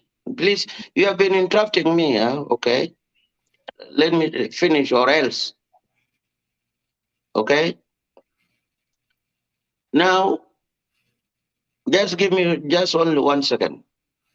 We had what we call the Arusha, the SPLM. We had signed that one before we signed the peace agreement, that there is a reunification of the SPLM that shall come later on. Now, when that time comes, if these members are declared to have formed their own political parties, why not? Because what we need different views in the country, because it is not healthy for every time that you should have a single party, but you can have as much as many of them, as long as they talk about the prosperity and the well-being of the people in the country. Otherwise, politics is ever there, and it should be taken as an art of understanding, not an art of competition. Yes, there is an element of competition that should have to come from here and there, but it should not be, try to polarize to an extent of bringing in the misunderstanding, which is the absence of peace in a definition, because peace is the absence of misunderstanding. Comrade David. Now, when you come into the personalities, 1 second, when you come into personalities, everyone is capable to do anything in our country, as long as they are mandated to do it. The bill farm, when Mama Angelina came in as a Minister of Defense, there are some changes, because someone has come committed to come and say, let us change this one from this to this. And in the army, things goes by order. So far, there is a great achievement compared to the past. So everybody is capable once they are given a mandate. Now you can go ahead. all right. Brother David, the reason why I want to interrupt you, Ambassador Mayong, Hold on, David. if I can add mine, Hold on, Peter. it will be very short. Yeah, hold on. It will be. You come. And then you can continue with him. No, your time will come. Let me just, David. We want to interact here. We want to hear you more. That's why I interrupt you. Give us what you have, then we get back to you. We just don't want a presentation type of a show. That's Thank why. you. Thank you. Peter. Thank you. Thank you. Thank you. Peter. Well, it's good to be back here again. Ambassador Myong, Brother Chankos, Comrade David Amor. You sound like you're one of the SPLA. May I ask you what battalion are you from? It'll be out of division to SPLA. I'm I'm from Intifada. Liwa Intifada. I was the head of you. Ana Picorium Kativ the India 3 wool of Pathila. That's good. Salute. Yeah. First of all, let me this discussion is about success of SPLMIO and the challenges that face SPLMIO. Also, I heard Brother Chankos was talking about our Secretary of Defense, Madame Angelina. Let me touch into that first, and then I will move into success of SPLMIO, and then the failure of SPLMIO. Brother Chankos and I think we disagree on many things. But I think when it comes to the position of Madame Angelina, I agree with him. I have a respect for Madame Angelina. I think she's well qualified to be the Defense Minister of South Sudan. She has education, she's very articulate, and she has my support. As the members of SPLA, as the citizen of South Sudan, as I led SPLA since '94, now an ordinary citizen, she has my support. By comparing her with her husband, I support her more than her husband. And I wish if the SPLMIO, I'm not a SPLMIO, I wish if the SPLMIO would appoint her to replace her husband, I would be very delighted. And I would also join SPLM. I have respect for Madame Angelina, but I don't, I don't support her husband. My point of view is known by these two gentlemen when it comes to Dr. Machar, because I have known Dr. Machar since he joined the struggle. Let me begin by the success of the SPLMIO, and then I will move from success to the failure of SPLMIO. So I will speak two languages. Let me speak Arabic. If Tonganuer or Tongajiang need to be heard, I can do both. I can do all these 4 languages. أنا ممكن أتكلم بحاجة لهم SPLMIO عملوا كويس وأجر لهم ما عملوا كويس. حاجة لهم ونجح فوق وتجاه ما نجح فوق. The side that I think the SPLMIO success, all the credit that I would give to Dr. Machar, in politics, sometimes it is very rare to give credit to somebody that you see as your opponent. Let me be friendly to those who might be listening, because most of the people assume if you are Nuer that you are a supporter of Riek Machar, but I happen not to be a supporter of Riek Machar. I have known Riek since he entered to the SPLA, and I have been against him from day one, and I'm still against him. As a citizen of South Sudan, some of the things that he has done right. I think you are telling us the positives. Yes, and this is what I'm coming. I begin with the positive side. Is a citizen of South Sudan. We have challenges, but not negatives. Go ahead. I'm talking about success and the challenges. That's how I put it. Success and challenges. Brother Chanko say negative. So I say the success of SPLM and the challenges that facing SPLM-IO. So let me begin with the success of the SPLM-IO. I think all of us as a citizen of South Sudan, we give Dr. Riek credit of him decided to go to Juba before the security arrangement was implemented. I congratulate him for that. That is a success. To me, it is a sign on the side of Dr. Riek that he's committed to peace. So he didn't wait for security arrangement.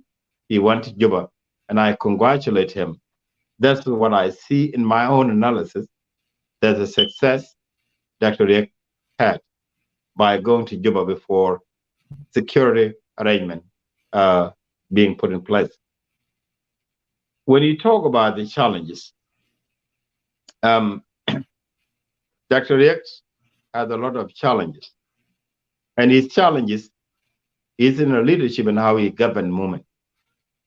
You know, if you have a lot of generals defected from you, it is a sign that there's something wrong in your leadership and how you govern people. There has been a lot of defection within the SPLM leadership. His general are defected from him and deserted him. Yes, in how he managed army, there is something wrong. But I myself, being an outsider, I don't even know what he has done wrong. If I were an outsider, I would have known exactly what he did, wrong. So, the defects within his army, declaring themselves allegiance to the government, joining the government of South Sudan, I think is a challenging of leadership of Dr. Riek Machar. That's the one thing that I see is a problem. And on his commitment to the peace by him going to Juba before security arrangement, I think is a success and is a sign that he's really committed to peace. But when it comes to administration and the way he runs the movement, people are deserted him. There is something that he's doing wrong. But I, as outsider, so I don't even know what he's doing wrong. Based on what can I interject a little bit, because time is of essence, and yeah, just give me 1 minute. I will be done and I will give it to you. Based on what I heard, hajana kuna ga nasma min nas. Finas bigul hajal bakhal generalat bitaw yamruk minnu. Akan hum bajib wasratu bajib khudu bi qidam an-nas al-alamu. طبعا زول ما عسكري زول دكتور وقرا تمام. لما يجي للشغل بتاع الجيش بمشي بجيب أذرة بتوم زي بجي باخده قدام الضباط اللي كانوا في اس بي ال من زمان. دي أبا خلى الضباط اللي يكون زعجانين يمروا. ما حقيقة. So I'm talking about what I heard. People are saying because he would bring his family and put them in the top of the SPLM general, and that's what the reason brought many generals deserted him. As I said it, sometimes to analyze, you have to be from the inside to know exactly what's going on. I'm an outsider. I'm not an SPLM-IO supporter. So this is what I see as an opinion based on some of the information that I had gathered from people. So his success is his commitment to peace. His failure is his general are deserting him. Thank you. So he has issue in a term of leadership. When it comes to Madame Angelina, no, you exhausted that already. Thank you. I support her, and I think she's fit to be a Secretary General. To be a Minister of Defense. Thanks. Thank you. Let me refocus our show here. The show is Inside SPLM, and I want to hear more of what our people want to know about SPLM. I welcome you both, thinking that you will join us in understanding what SPLM has. For that reason, Peter, thank you so much for your time. We have viewers who really want to hear what it is that is the SPLM insight. The insight is what people don't know about SPLM. And I like David. He went give us a great history of what happened. I'm not telling you to give us what great thing we have done, but I like the story you have given. But the show tonight is that we want to give our viewers what the SPLM has got. It's enough of negative that we are saying, because this is why we have the Inside SPLM and explain. It's okay that you have given us. We will answer what you said together. David, do you have something to add before I give it to Simon and answer all these things? What I can only add is that in an organization, there are challenges, of course. Giving it to the fact that if there are challenges, the leadership has to sit down, try to get any political mechanism that will have to reorganize and make them work. Coming to the other issue that Brother Peter brought in, moving from a place to another place is not prohibited. You can join the SLMIO if you feel like not to be a member anymore, then you can decide on your own, because this is just a political organization that will have to deal with the zeal and the might of why do you want to be a member. That's what I brought the analogy of members, a difference between a member and a member is a caretaker, and a supporter can be sent off even by a watchman, can send you off from the field because you are not a legitimate member of that. So supporters are fund makers, but the members are caretakers. Therefore, we wish the best for the SPLMIO if they can reorganize and leave alone those who had wanted to come in. Maybe they did not find positions. And this is a reality with the new political dispensation of the formation of a new party in everywhere. It's not only the SPLMIO. Some of them would have come in and said, maybe I need a position. But when they didn't get a position, they don't have a zeal. They don't have a patience to move on with the political organization. So they can leave, and the organization will still have to bring in new members. Unmindelar, Kotumar, and this will be my last point. Mindelaria, ko majority nukun liang katong nuara, nuar. Party, si jai da wo ba ta go jil tinurun ke mola. Ko party goro wo biro sacrifice. Ka party me ben si jai da wo bi ai sholi dundun, si dundun. Edung ji junubin. Ko rewan shar te ko kor junub, si kor nori. Kwar kun ka gatuni. Your leaders are your chiefs, your commissioners. These are your leaders. Riek Machar is the national leader of the people of South Sudan. Shuaro kwar la beye biya wanang reking yen wari. Jen lugda Ina na bim no kor more me in chop to know. ko able dum dinu. Go ahead. Ate ye la kor junu. Shuaro kwar la nang reking. John Bape one. I will rest my case there and I will keep listening. Thank you very much. Adma, I in young to know. Pandun to know. In jam to know like this. In young a bim no more. Nama tumar, changai no tumor, nama tumar, dabe ka. Oh, yin garnya Ara no. herol. Monjang herol. Oh, in manyatot. Mar nor. Oh, mama do no. Aranador. Thank you, Peter.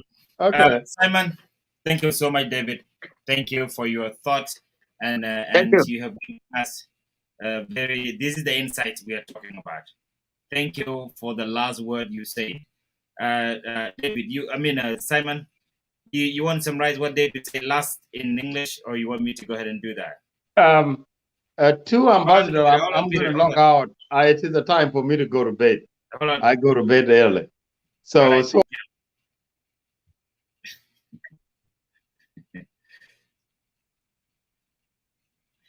well, what if I can summarize a little bit here? Again, David, thank you so very much.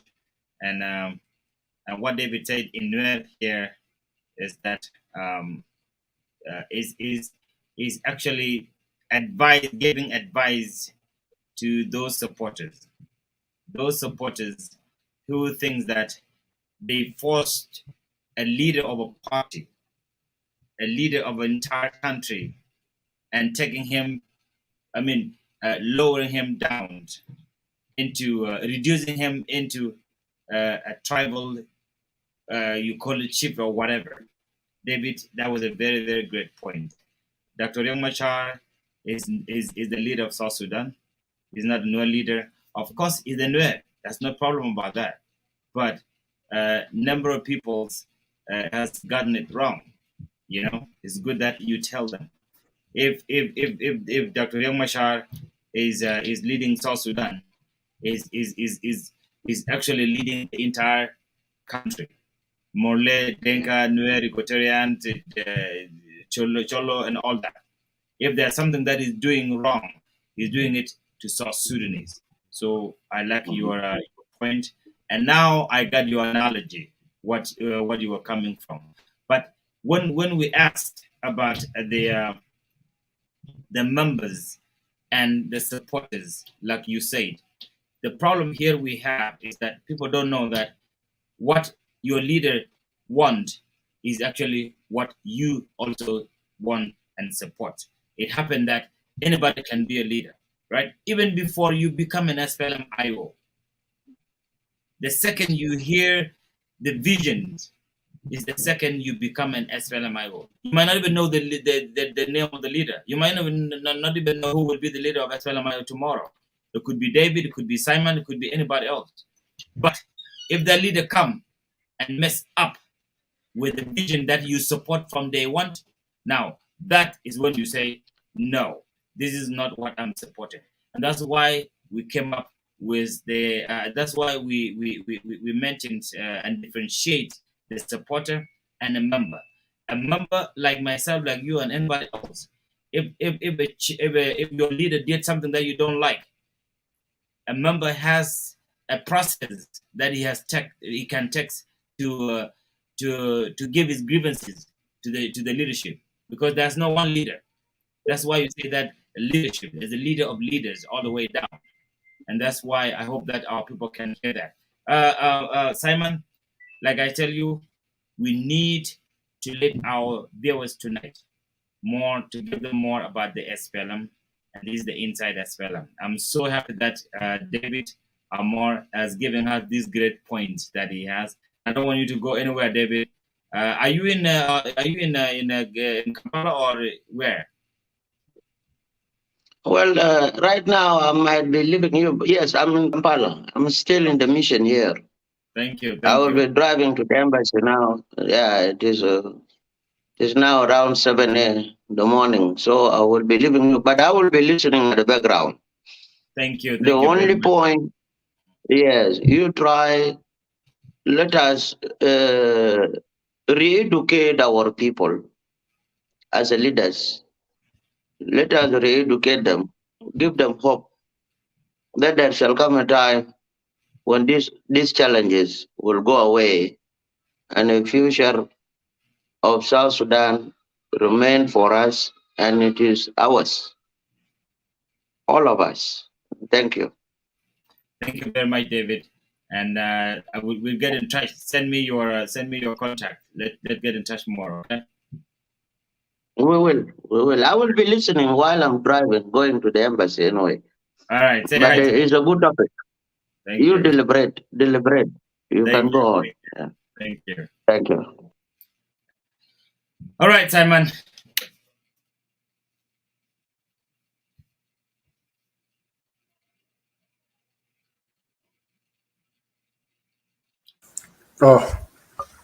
Yeah.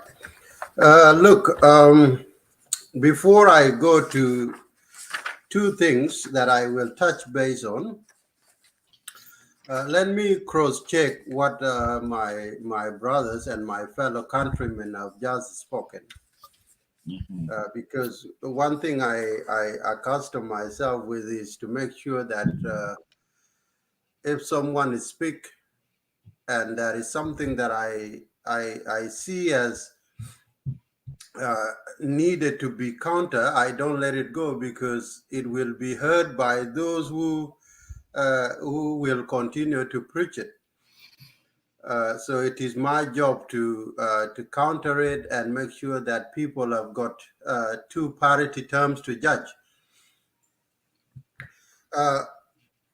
But later on, I will touch on the agendas of some of the areas that the SPLMIO has achieved greatly, especially in the current agreement. And I will also look into the guiding principles and the objectives of the SPLM as a movement.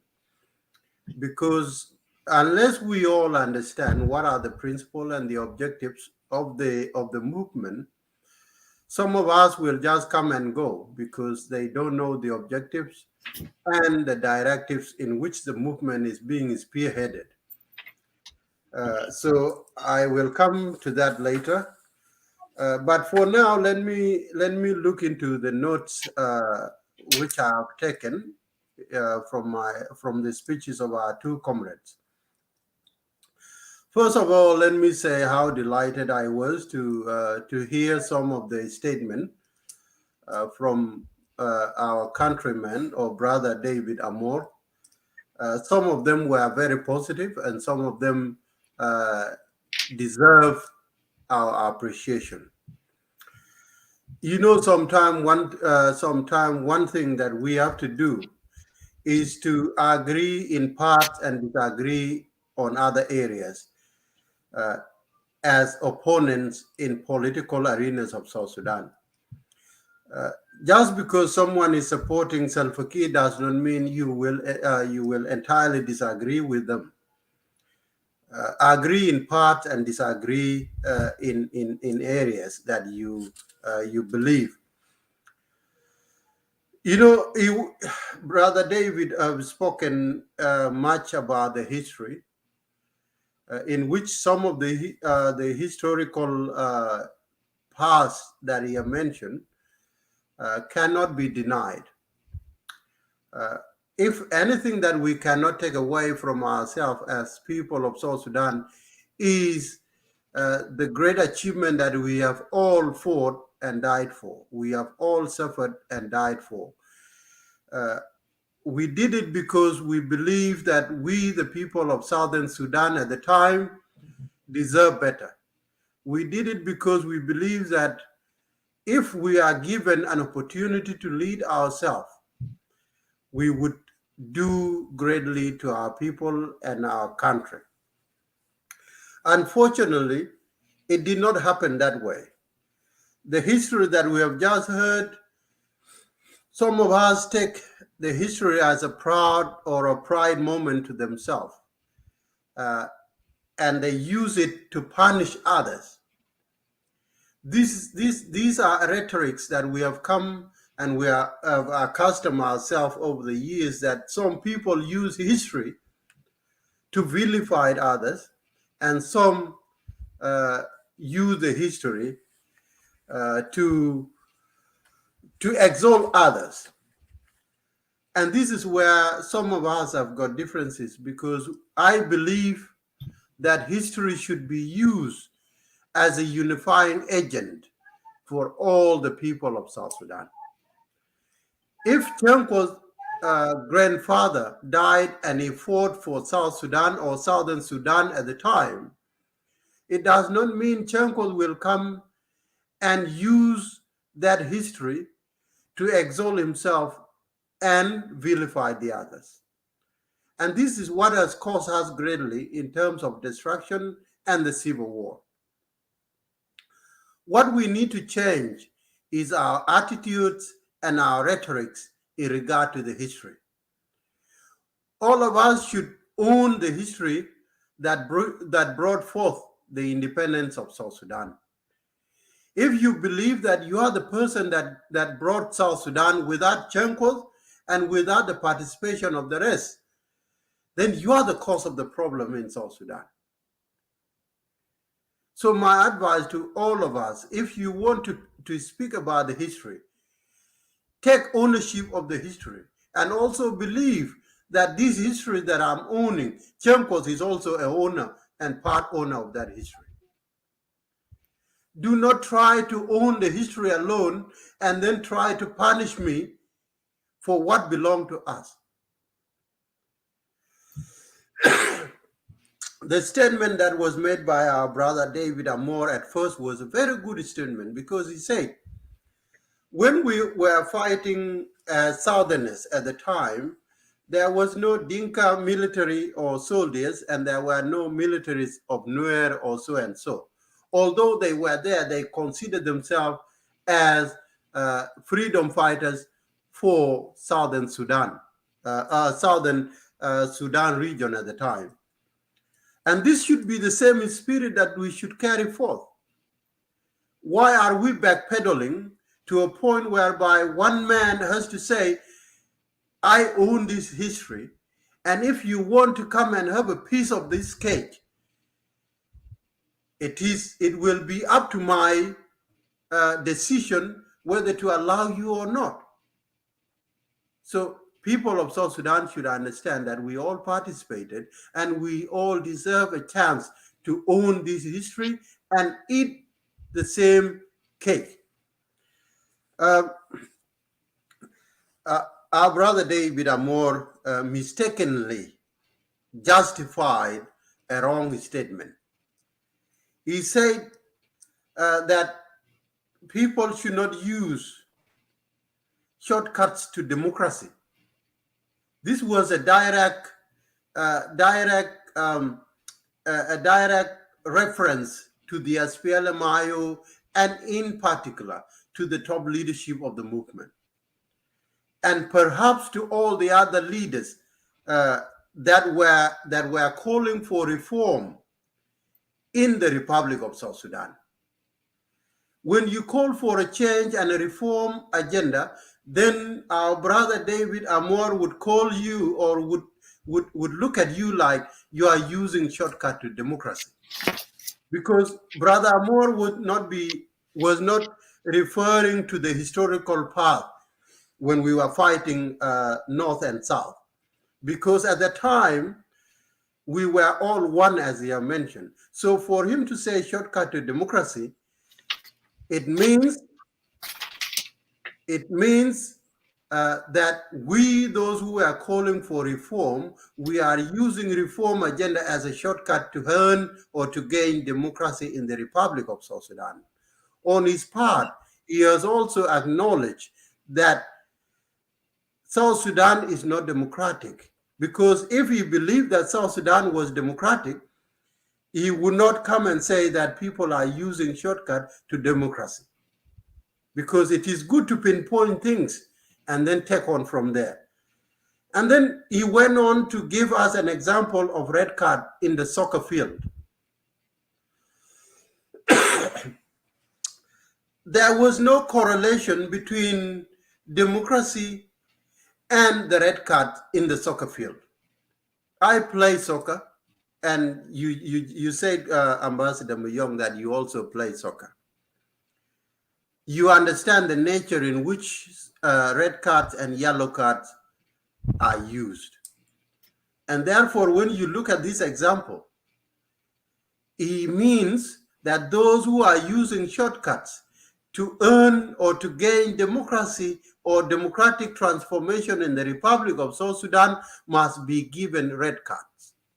That is a simple statement that all of us need to note.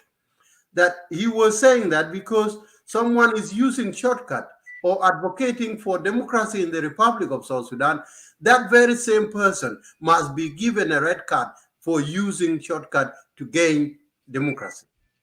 Now you can go and digest even more to find who is this person referring to. And then in the end, what I like the most is that because I had suspicion, I was suspecting while he was speaking, I was asking myself, who is David Amor, and where does he belong? What sort of political arenas does he play or come from in South Sudan? He came to acknowledge that he worked in the embassy, and he was going to be driving soon to the embassy. And therefore, he works under the umbrella of the SPLM-IG. And therefore, this statement that he has given us beforehand describe him, describe David Amor even before he gave us the conclusion. But this does not take away his right as son of South Sudan. It does not take away his right to support whoever he wants to support. But let him not come and say that some people are using shortcuts to gain democracy in the Republic of South Sudan. And therefore, these individuals deserve to be given red cards. We do not deserve red cards, and so is he. No one deserves red cards in South Sudan. And perhaps this is what Salva Kiir did in 2013, because if you're calling for democracy and democratic transformation in the Republic of South Sudan, the agenda is that you must be given a red card. This is something that we should not support. These notions, yeah. I'm sorry, but I'm not interrupting you. But finish, and then we go to the next one. Yeah. Okay. So these notions should not be supported. We should make sure that we are calling for unity and we speak on a united front. Now that SPLM-IG and SPLM-IO and all the other signatories to the agreement are sitting in Juba, these statements, sometimes they are negatives, okay, especially when they come from those who are working in the office. Those official representatives should not use these statements that someone is using shortcut to democracy and someone should be given red card. These are wrong statements. So in regard to my brother, I'm not going to go to Arusha. The Arusha reunification, whether we will be reunified or not, let us leave that to the future. And if we will have multi-parties in South Sudan, let us leave it to the future. Okay. He mentioned that Dr. Riek was still or is still a deputy in the mother SPLM. That is in the record. It cannot be denied. Salva Kiir has got no right to even expel Dr. Riek Machar from the document of the SPLM. He knows that very well. So I'm not going to talk much on that. The polarization, I'm not going to talk about that because no one is being polarized here. Peter Nien, I come to love Peter Nien lately.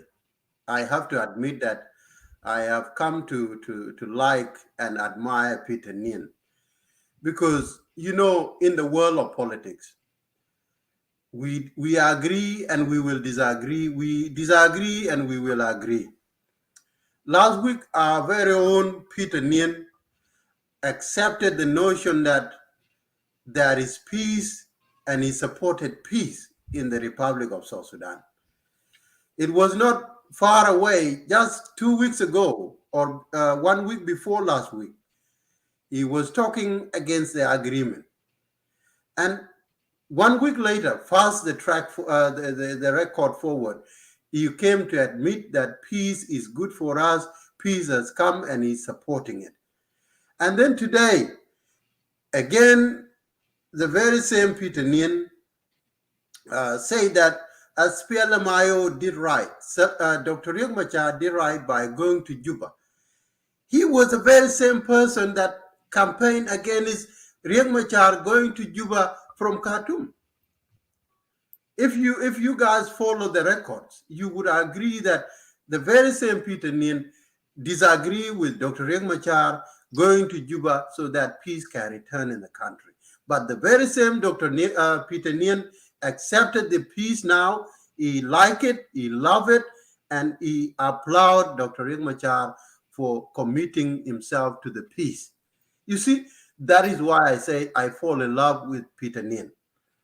The challenges that he gave, these were challenges that we have all got used to. Everybody that want to run away from Riek Machar, whether you have been given a loaf of bread or you have been given a cow or you've been given a house or a V8, these are the notion that people use. Let's not take this wrong. I'm not saying Peter Nien has been given any of those.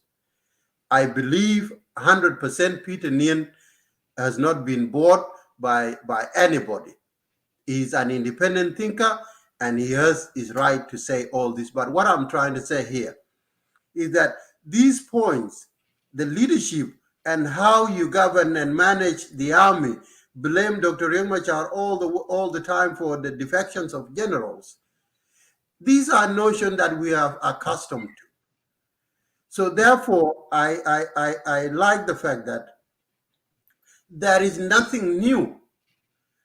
And Ambassador Miyong, whenever you ask someone, whenever you challenge someone to come and tell us what is wrong with Dr. Riek Machar, my brother, don't prepare yourself to hear anything new. Okay? Never sit down and be patient to listen, because there is never anything new that will come out from individual against Riek Machar. It's either one or two. One, oh, Riek Machar nominated his wife. Oh, Riek Machar never gave me money. Oh, Riek Machar, Riek Machar doesn't like war in South Sudan. Oh, Riek Machar, why people are defecting. If Riek Machar is not bad, why people are defecting? You see? And I will conclude by saying this. He said this. He said that he does not have credible information or evidence, but people are saying that he mismanaged. And he said that people are defecting, but he doesn't have credible, concrete evidence to support that. And therefore, I will conclude by saying these are the hearsays. You know, when we use hearsays,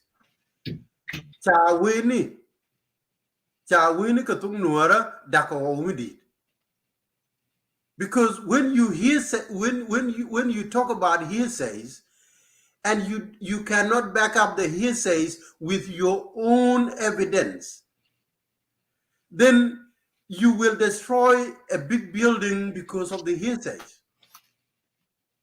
My advice to all of us is that, please, if you are preparing to defect, if you are preparing to remove your loyalty from a movement, from anything, use your own evidence. Use your own evidence. Don't use the hearsays. Oh, I heard that Riek Machar nominated his wife. But those who were there can give you the version of the story, that Riek Machar never nominated his wife. It was the people of Unity State, when they were given the paper that we need a woman from Unity State. And your position as the people of Unity State is the defense minister. Now, the people of Unity State, through whatever means they did, we talk about this over the year, that there were people who went and campaigned, and the reason they want to campaign for Nyajang to come to the power, to come to this leadership of defense ministry, is because they want to destroy the credibility of Dr. Riek Machar and the IO. We talked about this before. Okay, so that Riek Machar has got no hand in how Comrade Nyajang came. 3 occasions, Riek Machar say no to this.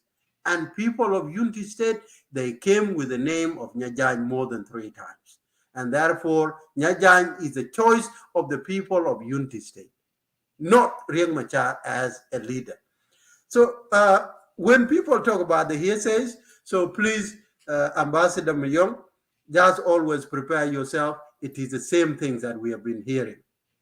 And why do people blame Riek Machar for the defection? Well, according to my elder brother, Peter Nien, he does not have concrete evidence. But from Chenkot, I have concrete evidence. The reason as to why people defect from the SPLM-IO, Peter Nien, are this. One, Riek Machar is determined to reach the final destination of the agenda. You know, as I said earlier when I started talking, when you are determined, when you have perseverance, you are persistence on your stance, and you have the willingness to spearhead a campaign, my brothers and my sisters, not everybody will stay to the end with you. We have seen that across the world. We have seen that with Martin Luther King. We have seen that with Malcolm X. We have seen that with Nelson Mandela. We have seen that with Kenyatta of Kenya. We have seen that across the world, that if you have an agenda and you are spearheading that agenda, and people realize that you are so rigid, no one can move you left or right. My brothers and my sisters, no one would want to stand with you because people fear to stay in one place. Yeah. People are always afraid to stay in one place and die for something they believe in. That is why if you look at Malcolm X, he was betrayed by his very own supporters. If you look at Martin Luther King, he was betrayed by his very own supporters. And Dr. Riek Machar here is of no exception. So the question of why people defect, the hearsay of people saying, oh, I don't like Riek Machar because people keep defecting. Oh, so-and-so defected in 1991, 1997, 1998. Now, the question I will ask here is that if Riek Machar give you a role to play, and this is what a leadership does. When you are not dictator like Riek Machar, he will always delegate roles in the government, in his movement. Chankol will be a spokesperson. Comrade Muyong will be an ambassador. So-and-so will serve in certain portfolios. Does Riek Machar knows Chankos in his heart will betray him and the leadership? Does Riek Machar knows that Comrade Muyong in 2 years from now he will betray me? Of course, no. It is up to individuals to stay put to the cause of why you are nominated to serve in that portfolio. So it is up to me. If I've been nominated to be a minister of defense, it is up to me to go and betray the cause in which I was nominated to that portfolio, or stay put and even suffer and die for that cause. Now, these notions of defection are because of individuals that either they do not believe in the cause of what they were nominated for, or they cannot be able to endure the suffering of what they are suffering, of what they are fighting for. So I will close this statement by saying this: you can defect, it's up to you. But the history will note you down as someone who have got no credential in terms of determination and perseverance. And you perhaps do not understand why you were nominated into that portfolio. So now I mentioned earlier that I will talk about the things that I've noted as positive as to why, as to when Dr. Riek and the IO went to Juba. Ambassador Muyong, we found ourselves in an environment where people want to only talk about negatives. But perhaps it is a high chance for us today to talk about positive. For example, you know, when the war started, we were suffering. And the reason of our suffering came because the entire governance system was controlled by one person, which is Salva Kiir. He remote controlled everything. So, for example, he controlled the defense minister. He controlled the finance minister. He controlled all the Department of Finance, the Department of Foreign Affairs. All the other ministerial positions were single-handedly handpicked and controlled by Salva Kiir. And therefore, we were being brutalized because of such a system. Now through SPLMIO, we found a way to create or to actually build a road to make sure we reach into the nuclear of the problem. Now we have actually reached the nuclear, the center point of the problem. When we were killed in 2013-14, the Ugandan were brought to South Sudan, Misriye were brought into South Sudan, Darfurian, the Nubian, they were all brought into South Sudan. Ambroro as well. Yes.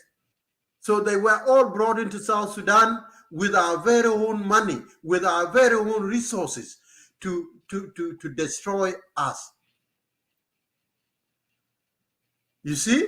Why? Because we never had an idea and we never had a say in how the system and the department were organized and run. Now, ask yourself, as someone who lost relatives in Juba, as someone who was dislodged in Juba, as someone who continued to suffer. Today, we are in Juba. The SPLM-IO hold the Department of Defense. Okay. Now, if our army are to be unified, do you think South Sudanese will ever be killed again? Definitely no. No. So now again, look at the Minister of Petroleum. It is from the SPLM-IO.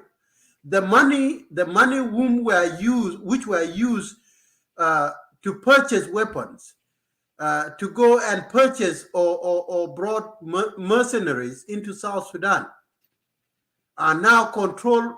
The resources which were used are now controlled by SPLM-IO.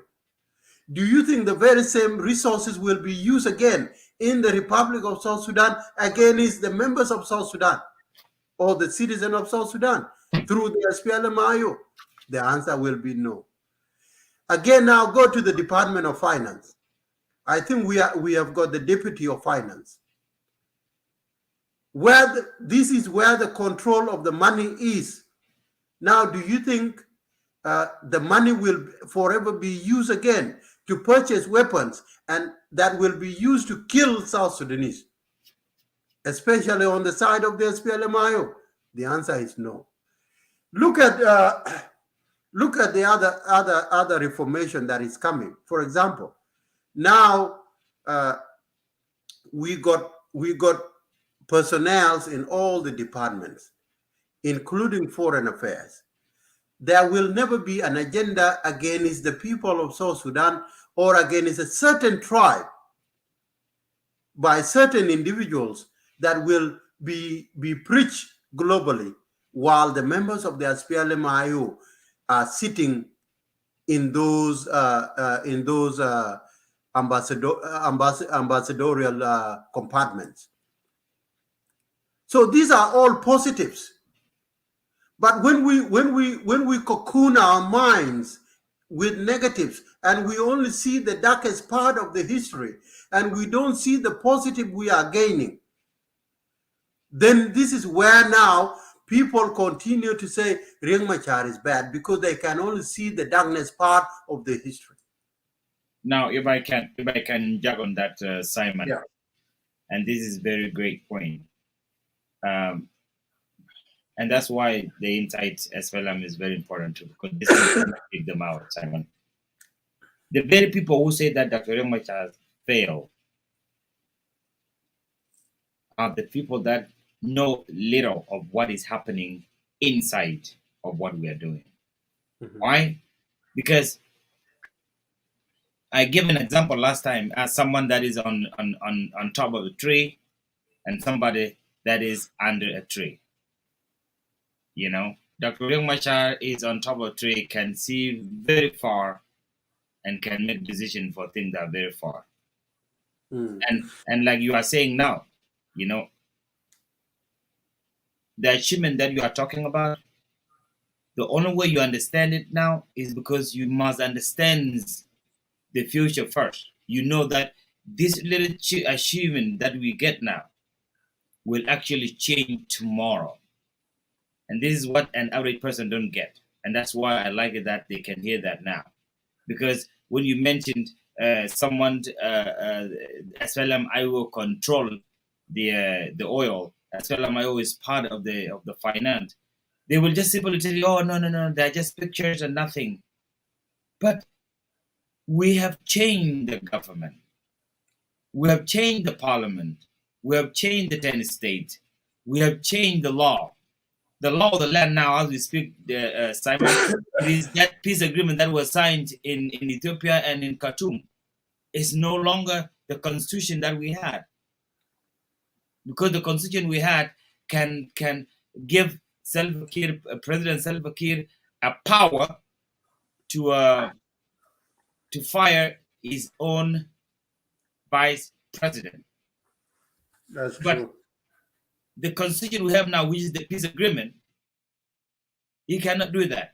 And I want you to emphasize, Simon, on what David said, because again, lack of understanding of institution sometimes is a big problem, and that's the only thing I think David had.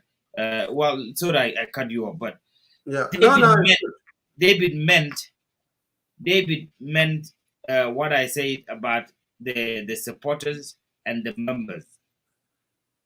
His analogy actually came to explain what a supporter looked like and what the member looked like. I think that's what he meant, because I came to realize in the end that in a football or in a soccer match, right, the supporters are just sitting very far away, watching the game. I think that's what he meant. But here's the point that we really need to emphasize on, because not only David. David said that SPLM, Dr. Machar is still SPLM vice chair of the SPLM IG. David, this is the big problem, Simon. This is the big problem, David has said, and he's not alone. We really need to tell them that Dr. Machar is a leader of a SPLM IO party that has a logo. If you can see what the logo say today, it says SPLM Viva, not even Oye. It says SPLM IO that has a mission. And this is what I want you to really dwell on. Tell our people that SPLM IO has become a party that will change South Sudan. Might not be SPLM, they might change the name. But people still think that it's still the same. That's why I want you to really emphasize on that. Let people know that it's different. That's correct. Last week I mentioned similar thing. I said that currently the SPLM-IO might not be the name into the future, but for now we have to use it, because into the future people will debate it. The members of the IO can even, Chunkos can come up in a meeting room and say, look, we need to change this as PLM-IO, and we can debate it, and it can be debatable, and people can choose whichever name they prefer. So that is into the future. In regard to what he said earlier about the position of Dr. Riek, people always confuse the environment, and the reason they do this is for their own benefits. That is on the same note. If you look at the members of the IO that defect, they always say, I defect because of Angelina Teng. I defect because Riek Machar nominated the wife. I defect because Riek Machar didn't manage the army or the issues of the movement well. Everybody can make an evil decision, but use justification to justify the evil act that they have undertaken. And therefore, if a member of the SPLM-IG of Salva Kiir comes and say, "Oh, Dr. Riek is still the deputy of the SPLM movement or the SPLM," well, what they're trying to tell you is that let us forget all these things that we are talking about. Let us go back to square one. Yeah, that's right. That's what they say. That's right. But on our part here, we acknowledge that the SPLM structure was existing, and it's perhaps still in existence somewhere. But it has changed after 2013. And today we are speaking that we are supporters of the movement, the SPLM-IO, which is a party and a movement which bear harm, which have got political avenues, which have got now political platform to use across South Sudan. And therefore, there is no way that we can accept someone to come and just say Riek Machar is a deputy to Salva Kiir in terms of the document of the SPLM. And that's why earlier I said that let us leave that into the future. If the SPLM will forever be reunited, then let us leave that into the future. We'll see. Because once it comes to that factor of unification or reunification of the SPLM, well, there will be people that were probably never part of the SPLM, but they are now supporters and concrete members of the SPLM-IO movement. Will they accept that? We will leave that into the future debates. But for now, just to make it easy for us, we are and forever going to be the SPLM-IO movement under the leadership of Dr. Riek. He's the commander-in-chief of the SPLM-IO.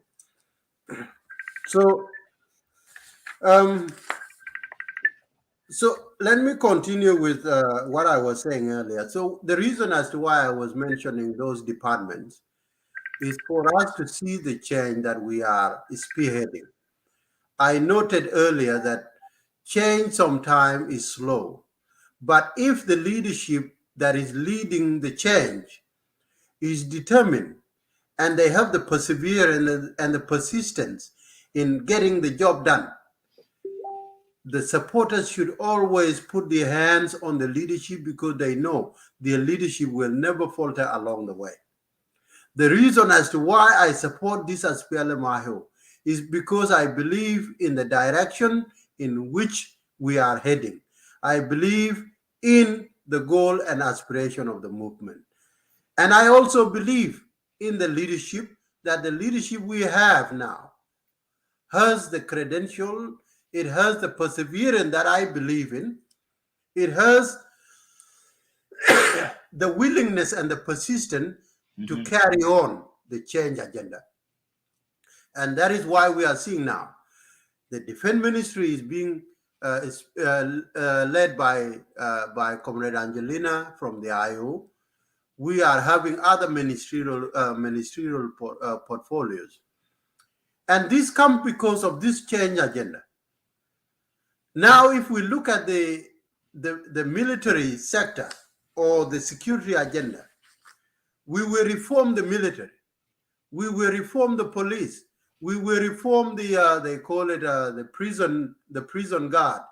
We will reform the wildlife. All of these sectors in the Republic of South Sudan will be reformed. All the faces of South Sudanese will be represented, and therefore this will give us a sense of belonging. If you look at the forces of Salva Kiir today, most of them are the Matiang Anyo. So now, can Matiang Anyo represent the interests of Equatorian? No. Can Matiang Anyo represent the interests of greater Upper Nile? No. Maybe even in Greater Baragazal, Matiang Anyor might not even be in position to represent the entire interest. Therefore, the only way forward is the reform and change agenda spearheaded by SPLM-IO. I know if you are against IO, you would say, oh, Riek Machar failed. But that is a statement from a failed individual. Because, yes, because when you fail, you believe that everybody failed. Okay? There is no victorious person that will believe that everybody is victorious, because victory comes through hard work, through persistence. So, but when you fail, you give it a shortcut and you just say, we all fail. Somebody called Wumbil. See? So when you are saying Riek Machar failed, there are millions of South Sudanese people across all 10 states that will tell you that if Riek Machar failed, Chankot would not continue to support a failed leader. Ambassador Muyong would not continue to support a failed leader. All the other participants and supporters of the movement would not continue to support a failed leader. The fact that there are still millions and millions of South Sudanese supporting this leadership of IO tell us that the leadership is doing the right thing, the leadership is persistent, the leadership is in line with the enshrined duties to spearhead the change campaign. So, with that being said, let me come to this. Let me revisit the document of the SPLM. Last week I mentioned only two things. I mentioned one of the two aims and objectives. One was to ensure practices of collective leadership. And the other one was to protect, uphold, and promote the unity of the people of the country. Today, I'm going to have a look at the guiding principles, as well as the aims and the objectives. And I will read them aloud so that some of us can start questioning ourselves whether these were being practiced in the former mother SPLM or not. Because for us to compare and contrast, we need to understand where we were and where we are today. Mind me that these guiding principles and these aims and objectives can be the same with NAS, they can be the same with any other movement that is arising. But the question is that, is there a leadership in that movement, in that party, in that organization that can be trusted with these guiding principles? Is there a leadership in place for that organization to be entrusted with the aims and objectives? And then you can conclude with your own answer later. In the SPLM, the document says, guiding principle and the objective of the SPLM/AIO or your own movement. It says like this: the SPLM shall be guided by the following principles. 1. Democracy, justice, freedom, equality, religious tolerance, social cohesion, peace, prosperity, harmony, and inclusivity. 2. Federalism, devolution of powers. 3.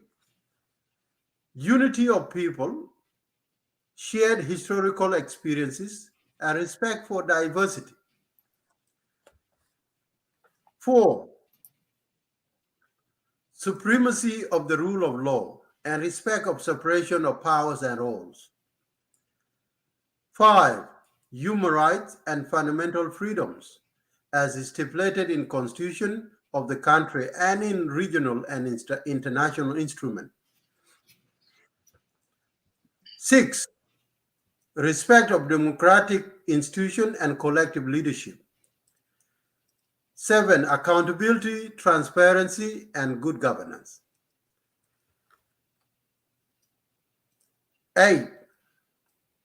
Gender equality, socio-economic, cultural, and political empowerment of women.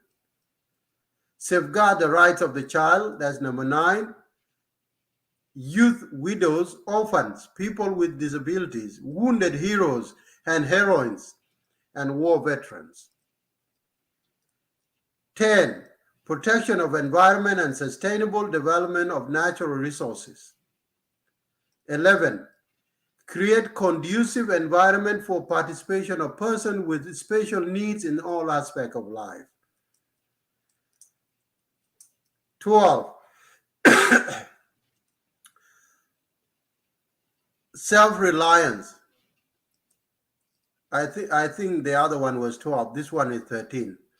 Self-reliance and economic self-sufficiency and balanced urban-rural development. And 14, pursue a foreign policy and international relations based on national interest, respect among nations, and preservation of regional and global peace stability. So those are guiding principles. And then we have aims and objectives. Number one, build a country based on just, democratic, secular system governance and popular participation of its entire people. Two, create a national consciousness and common purpose through liberation of individual and society from all forms of political, economic, and social constraints. Number three, promote the general well-being of the people. Number four, eradicate poverty and strive to attain sustainable development. Number five, advance the cause of national liberation and freedom of all marginalized people. Number six, plan, promote, and direct economic and social development for the benefit of all. Number seven, uphold, protect, and promote rights of the child, person with special need, the elderly, and women. Number seven,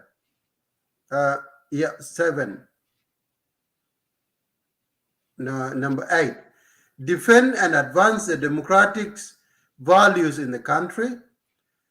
Number nine, ensure the governments at all levels are representative and freely elected by the people through universal suffrage.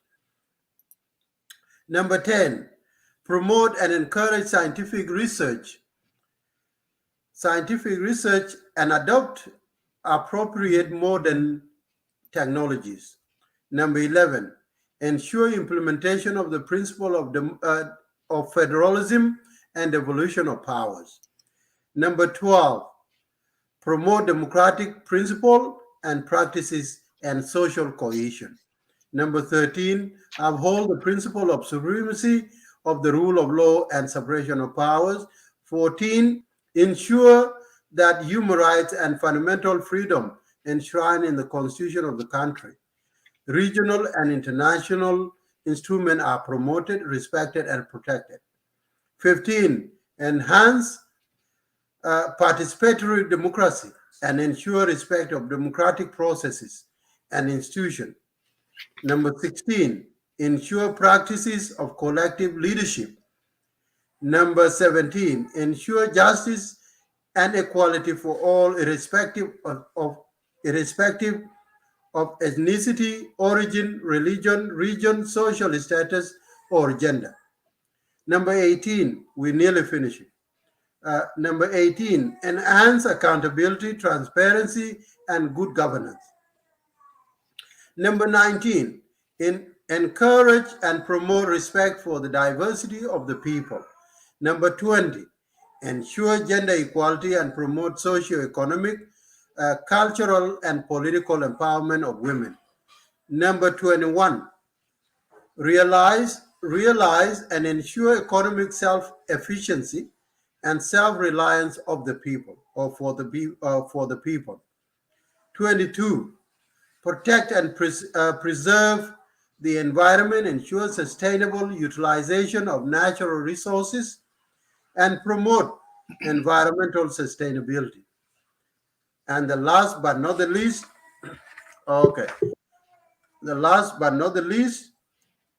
protect, uphold, and promote the unity of the people of the country.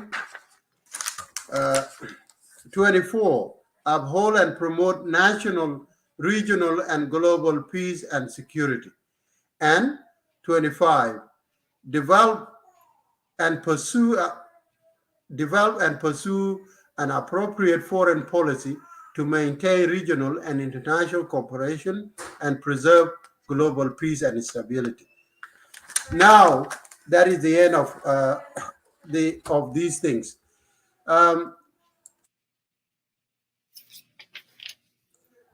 Yeah. So now, if I were to ask a simple question, Ambassador Muyong,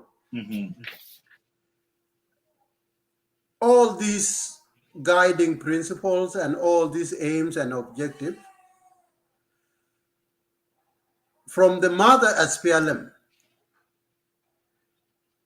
whose leader is Dr. Comrade or President Salva Kiir,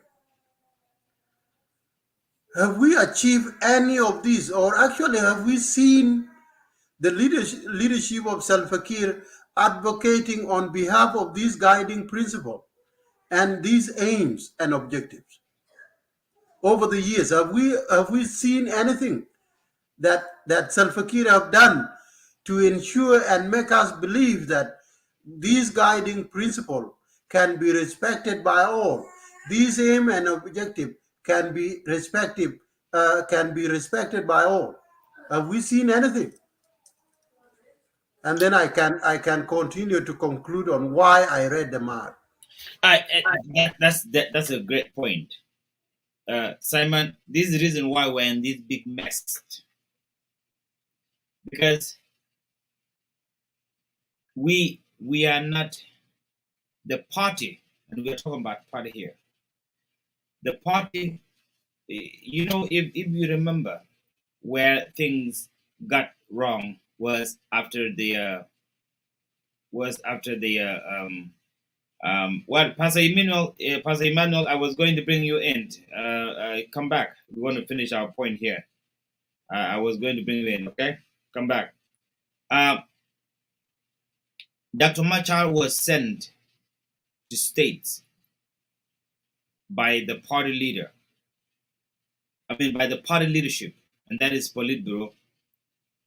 When the Politburo said, they say, you know what, this election, we were almost defeated. Now, what went wrong? And they say, Dr. Machar, go to states and find out what really went wrong with the SPLM. And when Dr. Machar went to states, and let me talk about Lake State, he went to Lake State. When he brought back, he went to one of the states, Lake State. When he went and brought back the report clearly said the SPLM has lost vision. The thing that you have just read, the principle, the guidelines, all of those, the aims and objectives, all of those were not in place. And even if they were in place, the leadership did not follow them. And that is why you saw during the elections, I don't know how much of it you followed, people who ran for election, they are all SPLM. The party will choose one of them, not the people. And Dr. Machar told them, let have primaries. Let the SPLM people of that constituencies, let them go to election themselves and let the people choose one person within the SPLM. Simon, all these guidelines you read were not followed. Nobody dared to respect them. I'm glad that you brought them up. Why? Because if we want a viable peace in South Sudan, we must have, and excuse me, someone is calling, and I don't know why they're calling, and I'm actually online. You know, the function of a political party system is to create and maintain the country through institutions. And the thing you just read are the one that will turn institution into a strong pillars of a government. The people that are saying that SPLM, that President Machar has failed, they either have not read this or if they read this, they have not understood what these guidelines will stand for. And it is these guidelines in which you can differ with the chairman of your party. You can tell your chairman of the party, Mr. Chairman, this is not what our party guideline said, and I will not conform to what you want me to do outside our party constitutions. None of that happened to these people. In fact, the one that hurt us so much, Simon, are the leaders that work with Dr. Riek Machar. When they lost their positions, they know so much within the system. And instead of focusing on giving it to the chairman that would change, if he does not hear you today, then he might hear you the next day. They come out and use what they know to tell people who do not know that this is what is happening. Just like that. These leaders, I would say they are selfish. Myself, if I want to talk to Dr. Machar, I can find him. If I have a problem that's not going well within our system, I would be able to talk to him. I can find him, I can give him my problem. And so does other leaders. When you see an average person that support SPLM, insulting words and saying Riek Machar has failed, I don't blame them. It's their right. And that's why Dr. Riek Machar is fighting for the right. Because they have no way to find Riek Machar. They can find it through Myong. They can find him through you of what is happening. Now, if Myong does not do his job, that means I'm failing the SPLM. And if I fail the SPLM, a true member of SPLM will say what went wrong. And the SPLM will come together and they will find out that Myong is not doing his part. And then it has nothing to do with the chairman. And even if it has something to do with the chairman, that would not conclude into you defecting from the party. You know?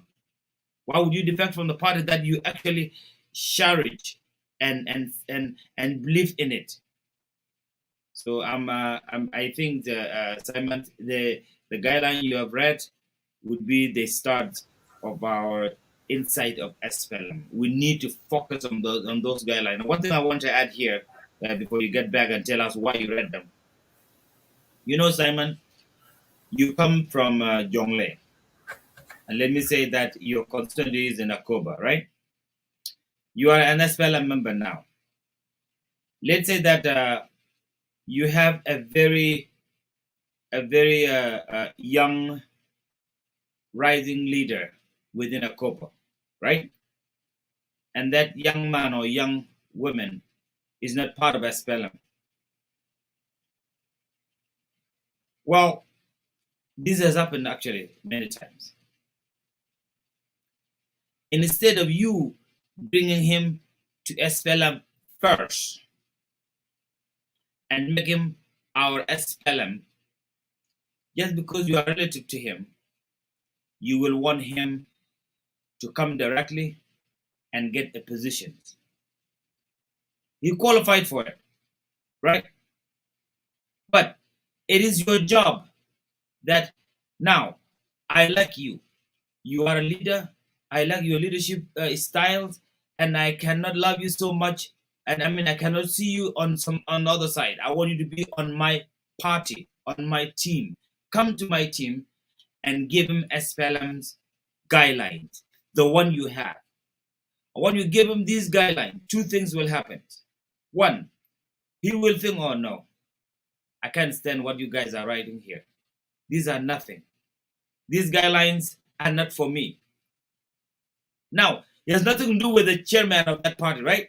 It has to do with the guidelines and the mission of the party. From there, that young man from Akoba will not be part of SPLM-IO. Because his problem is that is not aligned with the party mission. That is very clear, right? But in an event that you think that what you read was exactly what he's been looking for, right?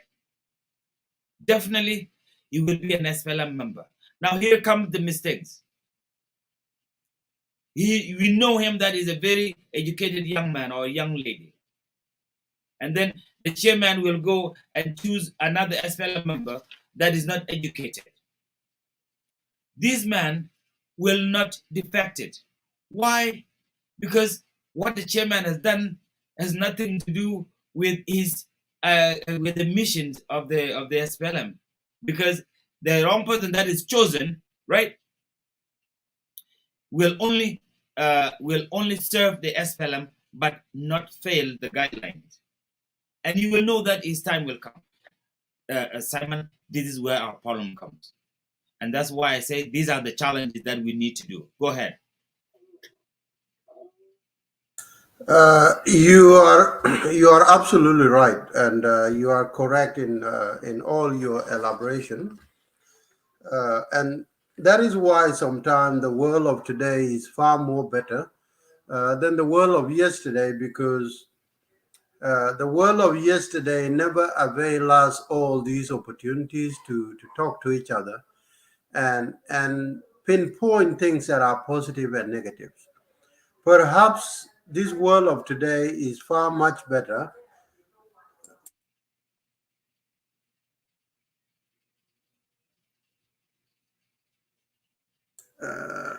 So the world of today is far more better because we are able to converse, we are able to debate, we are able to share information and ideas. By saying that, let me say, the reason as to why I was reading out all these things. You have given us that topic, which we can see today, that we're trying to see what is good in the SPLMIO. We are not in election campaign, but we are in a situation where we need to educate members, we need to educate supporters, and as far as the entire population on what the SPLMIO stand for. Because once we do that, it will give a clear direction or directives to those who want to join, to those who want to support, to those who want to see a change in South Sudan. The guiding principle and the aims and objective of any organization are the one, just like Ambassador Myong have said. These are the anchor. In other way, katung nuara de way tiri ka ken loy tincho ale loch ko yang mi yen yapin you need loch. So these are the point of anchor that will make you die and suffer for any organization or a movement. So if you believe that this is your loch in Tongnuara, then you know that chilo to hear bedus abakulo yani ka loy ramadong. And excuse these newer phrases, because Comrade Moyong or Ambassador Moyong said earlier that as part of the Constitution, our languages are recognized. Oh yeah, these are all national languages. We can prefer to give us description in whichever language we want. So when you have a point of anchor, you can go outside, but make sure you come back, because that is your point of anchor. That is your house. That is your lodge. You cannot want to destroy your house kia below the dus, and then bikulo guru yanga jiloira amedong loa wuramedong. Because once you do that, kitel guanyura, you become somebody who is they call it, I think, in terms of political prostitutes. Okay? because you move from one place to the other, to the next, to the next. You don't have a vision. There is no guiding principle that holds you down in one place. Because if you believe in the guiding principle, you believe in the aims and objective of your organization, there is no point whatsoever you can leave your organization for someone else's organization, which you don't know is guiding principles, which you don't know is aims and objective. What if the aims and the guiding principle of that organization in which you are leaving yours for are to kill and destroy, and yours are to safeguard life and preserve life? Will you come back once you realize that the organization that you are going to, the guiding principle there are to kill, destroy, and to impose suffering to the people? That is what you can see now in the Mother SPLM. They have written down all the guiding principle. That's okay. I give them that. They have the guiding principle. They have the aim and objectives. But do they practice them? The answer is no. Because if they do practice them, they would not have sent Dr. Riek Machar to go and inquire from the grassroots in 2012 to find out why the SPLM-IO is losing grounds. And when the report came back, now they want to vilify Riek Machar for coming back with the truth. They sent him, and Riek Machar came back with the truth that we have lost way. And the only way forward for us to be favored by the people is to reform. There is a call from the communities. There is a calling from the grassroots for us to change and reform. And now Riek Machar was a victim of the very message that was brought from the grassroots. Now, when you question yourself, why do those who call themselves general, why do those who call themselves educated run away from Dr. Riek? And it is only those who are from the villages and those who are educated that believes in the grassroots supporting Riek Machar. It's because of the very same notion that Riek Machar understood the language that comes from the grassroots, and he want to exercise it and put it in practice, in action. But those elites who rule up there, who does not have the understanding of the messages brought forth by the grassroots, want to destroy Riek Machar, want to kill off Riek Machar, so that there is no bridge between the grassroots and the elites. Mm-hmm. Now you guys can see the difference as to why people hate Riek Machar. It's because he understands and is being understood from the grassroots. But when it comes to the elites, those who believe that they bled and they died for the SPLM, they want to own and run the country, they want to loot and destroy the country and ransack the nation. They hate Riek Machar because they don't want Riek Machar to advocate on behalf of the reform agenda. The reason as to why I want us to hear these principles is because I believe the Mother SPLM has lost way. I believe the Mother SPLM, whose leader is Salva Kiir Mayadi, has lost way. And because it has lost way, it cannot be able to implement the guiding principle. It cannot be able to implement the aims and objectives. And as such, it cannot be able to lead the entire country. Because there can be no leader that do not understand the guiding principle and the aim of objective being entrusted with the leadership of a country. It was a mistake from the beginning. I believe it was a mistake from the beginning, and to the end, it shall always remain as a mistake. Now that we understand that the Mother SPLM have lost way and it does not practice what it's preached and what it has documented, is it not time for us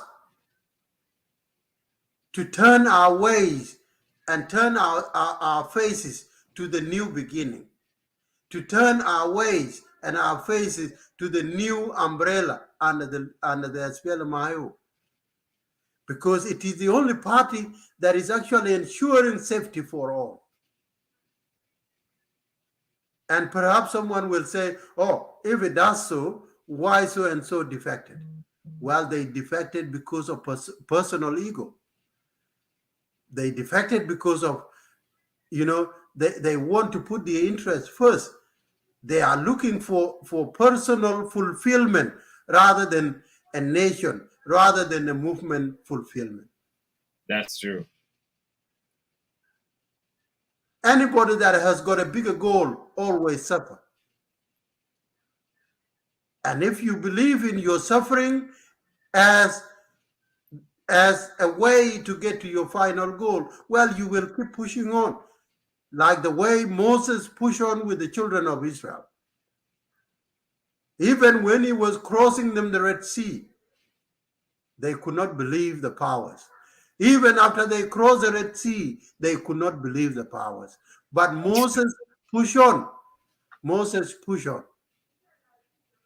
So for us to continue here, we must continue to believe that SPLMIO has the credit and the credential to spearhead this change campaign.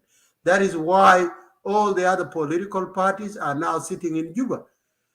If SPLMIO decided to quit and move away from Juba today, most of those political parties would move and they would leave Juba. And many of it would be swallowed by the regime and never mention anything. So for us to give credit where it's due, I believe SPLMIO has the very right to be seen as a force to be reckoned with in the Republic of South Sudan, so that this change is realized. And lastly, Ambassador Muyong, we must believe in the aims of the movement.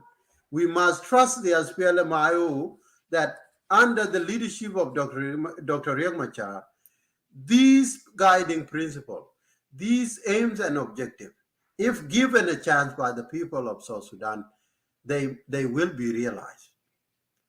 They will be realized. The mother SPLM has failed us drastically, and it is a chance for us to gear the country to a new beginning under the leadership of Dr. Riek Machar. For those who disagree, well, the history has proven you wrong, because for far too long, as far as you always accuse Riek Machar of leading the movement for 30 years and there is no success, the same history can deny you that, can prove you wrong by saying that you have also been in the military, you have also been fighting, but you had achieved nothing. And somebody who had achieved nothing cannot be followed because they will achieve nothing. I cannot leave someone whom I believe has achieved great for someone who had achieved nothing. So unless you have a question, I finish my positivity presentation on this note. Perfect. This is a continuation of things that we will be doing throughout the week, Brother Simon. I came to realize that most people who have faded away from the SPLM, mostly it's not that they really don't like SPLM, but there's a disconnect. There's a disconnect. And I came to learn within this show that I'm doing, and I'm, of course, with you as well. Because people think that someone like the chairman of a huge party like this will have to call you and tell you why I signed the peace agreement. Hmm. Then that's a disaster. That is a disaster. Because what you were reading there, you went out of your way to get that information. And you know where you get it from. And when you read it, the mind you have will officially be what everyone else has. So the topic of Insight SPLM tonight will come up with a lot of things. We'll come up with people of other parties, and I'm working on it, and I need your help too as well. That we need to bring them in here. We need to turn this country. We need to turn this hatred into a political agenda in which whoever knows what they do will win. Yes, someone asked earlier about the election. Elections depends on how much we implement the agreement. Because whether we both agree to do the election, there are processes that elections require. Otherwise, the rest of the world will think that you guys are joking, and we are not going to we are not going to endorse that government. People do not know that every government in this world has to be endorsed by the rest of the world because it has to be in line with the rest of the countries. Correct. You know, so President Salva Kiir will try his best to drag his feet in the implementation, but I know that he needs that election as a confirmation of his government. And for him to need that election, he has to go through this the ring all around ring. You know, you have to go through this point, and these points are the one that you have other document we just read. And if our people can understand. By the way, you know what was the difference in the first place from the SPLM? One of the differences was that the president of the today, President Salva Kiir Mayardit, the biggest difference that I was in that meeting was a notion that we are going to vote, and the vote must be secret ballot. And president did not want that. Look at that. Do our people know that? That when you go to vote, I know you are in Australia, and I'm sure you have voted. Correct. Your vote is secret. It That's is true. your decisions. But President Salva said that for us as an SPLM, I want all of you a show of hands so that he will know who is actually with him. And even if he wins, he will know who to fire and let go. And that's not democracy. That's part people don't understand. My own brother would decide to go with Simon, not because he doesn't like me, but because he thinks this job that I'm fighting to get from Simon, and Simon fought to get from me, is not for me. I will do it well, because people depend on the solution. I mean, on the results. So if my own family member think that I will not produce the result that the entire nation or the constituent need, they rather go with Simon. But they can only do that in a what we call a secret ballot. You know, Simon, these are the segment topics that we really need to dwell on. Our people just think that, oh yeah, now that by the way, people think that SPLM IO mean Nuer, and Denka think that SPLM's IG mean Denka. That's not right. I was reading something today. Someone that was reading the country that hate each other, and it said South Korea, North Korea, they hate each other. They say Iran and Arab country called what do you call Riyadh? That has a capital. It's called Riyadh. But which country is that? The biggest country the Muslim come from? The Mecca, the country that has the Mecca. Sorry, guys. UAE. No, UAE is a separate one. I can't even come with. This is the biggest country that I cannot forget. But that is a Saudi Arabia. Yeah, Saudi Arabia. Saudi Arabia hate Iran, and guess what he said? Nuer and Denka cannot be in one place. They're even in different country. They're in one country. This is how much people our government let the rest of the world understand us wrongly. So, but anyway, Comrade Simon, I think we come to the end of our show. It is going to 1 o'clock here and my Yeah. time, but this is the show that we really prepare for, and it has an impact because we need our people to understand what's the SPLM for. You don't need to wait to do things. You need to do what you can do. If you are a good singer, compose songs for SPLM. If you are a hard worker, get out and cultivate fields so that people so that will eat in behalf of SPLM. If you are a lawyer, please work so hard and help us how we can. This thing, we don't need to wait for Dr. Riek Machar. He has a job there, and that job is too much that you even need other people to help him. So you need to do your part wherever you are. So with that note, I want to give you some summary of what you wanted to say, and then we can come to conclude our show. I want to say thank to our viewers, those who are still remain here and those who have gone. Thank you so much for watching, and we entertained your messages. And please, let's keep it peace. Go ahead, Simon. Okay. Thank you, Ambassador Muyong, once again. As I prepare to conclude my long presentation, hopefully next time we'll go one at a time to see exactly Yes. which area as SPLM-IO try to bring in change. Because, for example, when you look at the gender equality and all the other representations, like the youth, the elderly, the people with disability, are they being practiced? Have we actually practiced these principles? We need to look into it. On the SPLM-IO, I'm very positive, and I know we have practiced it.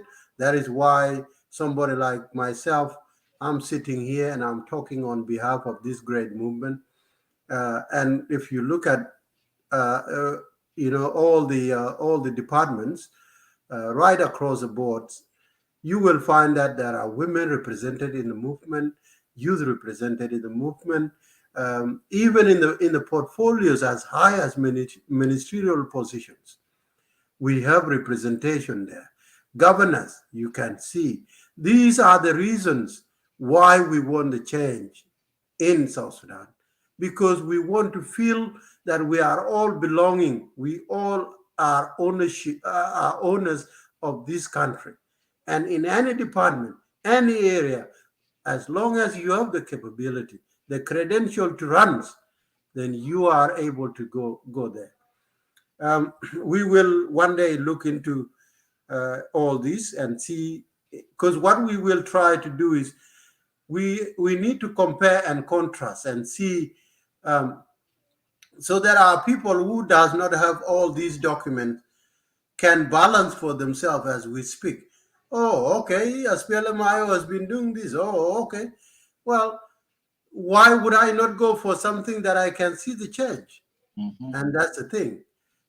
So my last advice would go to anybody who is a member of a given organization. And before I even say that, let me reiterate what you have said earlier in regard to people saying SPLMIO is for Nuer, or this and this is for Jiang or Dinka. I think, sometime because of the environment that we were nurtured in, it makes it easy for someone to just say that. Even if they don't have evidence, like what my brother Peter Nien said, it is easy to just say, oh, IO is for Nuer. But when you ask someone, can you give us reason as to why you believe it's for Nuer? They would just say, oh, because of Riek Machar, because of White Army. Well, the White Army, their time came, and they are now back to their homes and sitting. But what is the system in the SPLM-IO doing? The system is practicing what is enshrined in this document. We have guiding principles, we have aim and objectives that are being practiced. Therefore, for someone to say that SPLM-IO is for Nuer, these are individuals that just want to damage the brand of the movement. And we cannot, let us not give them room, because when you give someone room like that, then the main potential is to come and damage the reputation of the movement. That's it. So now if you look at one example is Garang Mabio, Mabior Garang. So if you look at Mabior Garang, I don't know if you have been reading his statement of late. If you read his statements, or we call them something from the farm, sometimes you can question yourself more than 100 times. That does this person have a brain? And you would answer yourself, as much as I have, I believe Comrade Mabior Garang does not have a trustworthy brain. The reason I say this is because of what he has exposed himself into. From the beginning, all of us remember who he was before 2013. Who knows about Mabior Garang? No, nobody.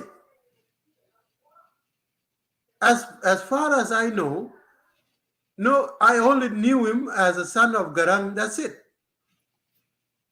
I never knew him as anybody with potential or credibility.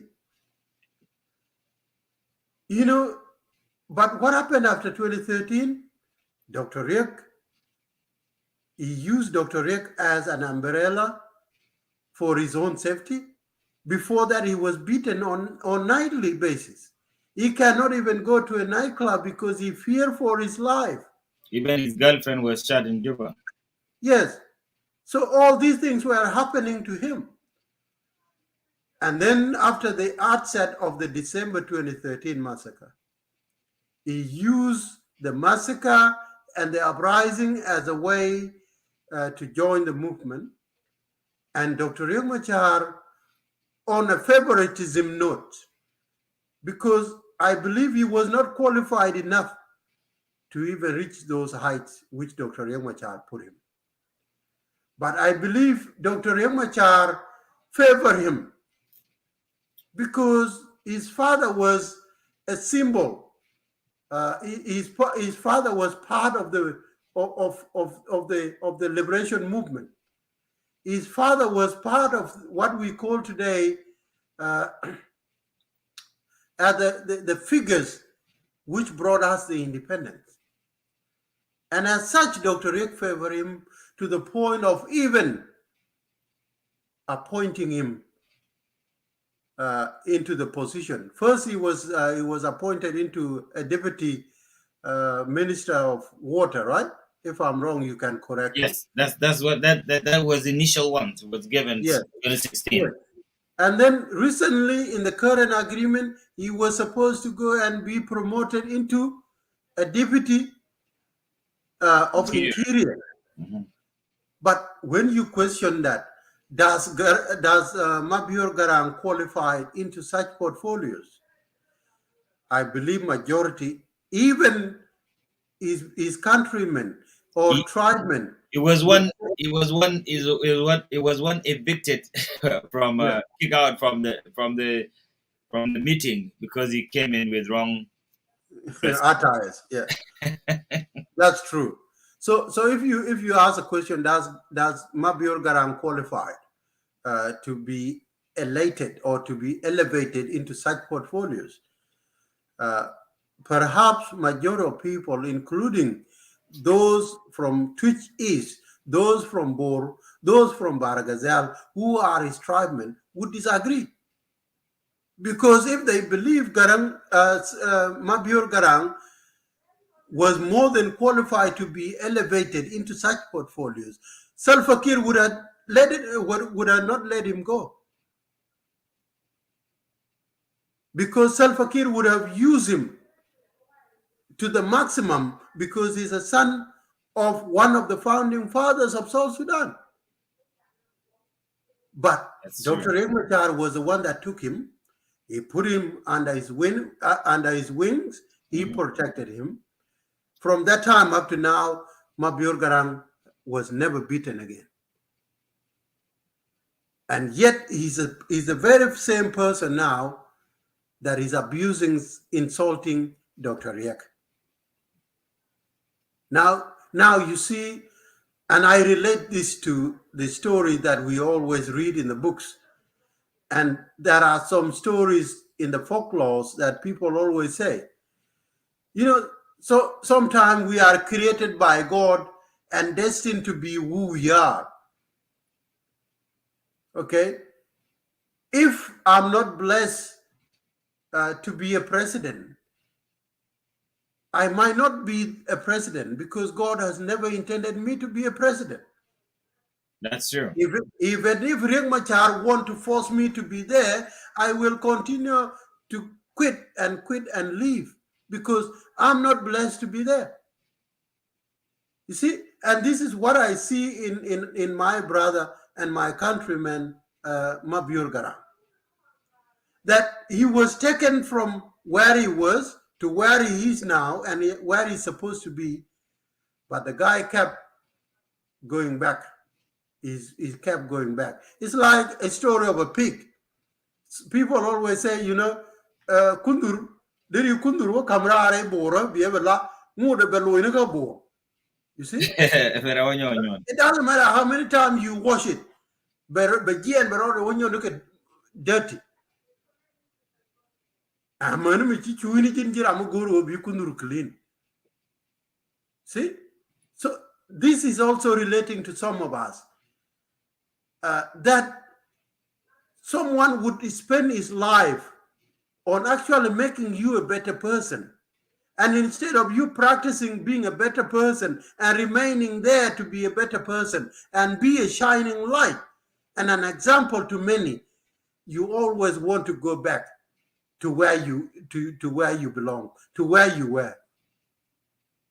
I feel sorry for Mabior Garang. But one day I will choose to counter him, and we will go. I will take him on the way he wants, because if he was somebody, he would not have been let go by President Salva Kiir, and he should not be the very person that can insult Riek Machar today. He's the wrong person to insult Riek Machar. So, on all this being said, Comrade Ambassador Muyong, I'm always delighted to be part of this talk show, because this is a platform that is highlighting fundamental agendas, and I want to be part of that. And I'm always glad to join you. And I hope our people will continue to tune in and share, so that this platform can be used for many purposes and many occasions to come. I always say, nothing small, nothing big. As you mentioned earlier, the role that we undertook now, or the role we continue to undertake or undertook, it's not Riek Machar assignment. Riek Machar cannot tell you what to do when you believe that this is mine. It's your duty to do what is possible to promote what is yours, not Riek Machar. And this is where majority of our people got it wrong. That's true. Because they believe that all changes, all decisions should come from Dr. Riek. And when Dr. Riek gives you a portfolio, you just go and sit there and believe that Riek Machar will come and give me the change I want. Why don't you create the change that you want, so Riek Machar can come and say, no, I don't want this change? We here in Australia created many platforms. I've never heard a single day when Riek Machar say, shut all those platforms down, I don't need them. Now you have created this platform. I don't believe and I don't think that Riek Machar would come and tell you, Myong, shut what you are doing down. I don't like it. Yet we have these individuals among us that continue to tell wrong stories about Riek Machar, that, oh, Riek Machar doesn't like this. Riek Machar didn't want me to do this, didn't want you to do that. But we haven't seen you doing anything. That's true. You see, we haven't seen any of our general doing anything. They said, oh, a town was captured because of Riek Machar, but you are the one that occupied the town. Why did you let the town capture? That's true. You said, oh, I didn't have the bullets. I didn't have the guns. Well, how did you capture the town in the first place? See, there are things that we need to look into, because when you're trying to demean someone, when you're trying to humiliate someone, you need to look at it so it doesn't come back to you. Majority of our people for far too long try to humiliate and destroy the reputation of Dr. Riek, not knowing that it will come back to them. It will come back to them. And this give me to this, take me to this conclusion. I believe in the Bible. I believe that we were all created for a purpose. And it is up to you to continue to work on the purpose God has created you for. Mm-hmm. It is up to you. It is not up to Dr. Riek. If I was created to be someone who is not known to be a one-sided person, well, I will run here and there. Yeah, maybe that's what I was created for. Okay? Now people have nowhere even to go because they are defected so much. But if you believe that you were created with fundamental issues, fundamental agenda that you will advocate for, even if it reached to a point where you can lose your life, then remain in your house, advocate for your house. You see, lastly, Comrade Muyong, here in Australia, we have so many parties, but the main parties, the main political parties we have here, we have Liberal, we have Labour. And I believe it's the same story in UK. They have Labour and they have Liberal. In America, I think you have the Democrat and Republican. Yeah. So there are other parties underneath, but these are the main parties that always exchange power. Yes. Why? I don't know. So it's up to individual of those countries to question why. Why are there only two political power, political parties that exchange power? But the reason I want to use this as my conclusion is that you can register to be a member of either political party. Why do you do that? Because you believe in the principle, you believe in the aims and objective of that party.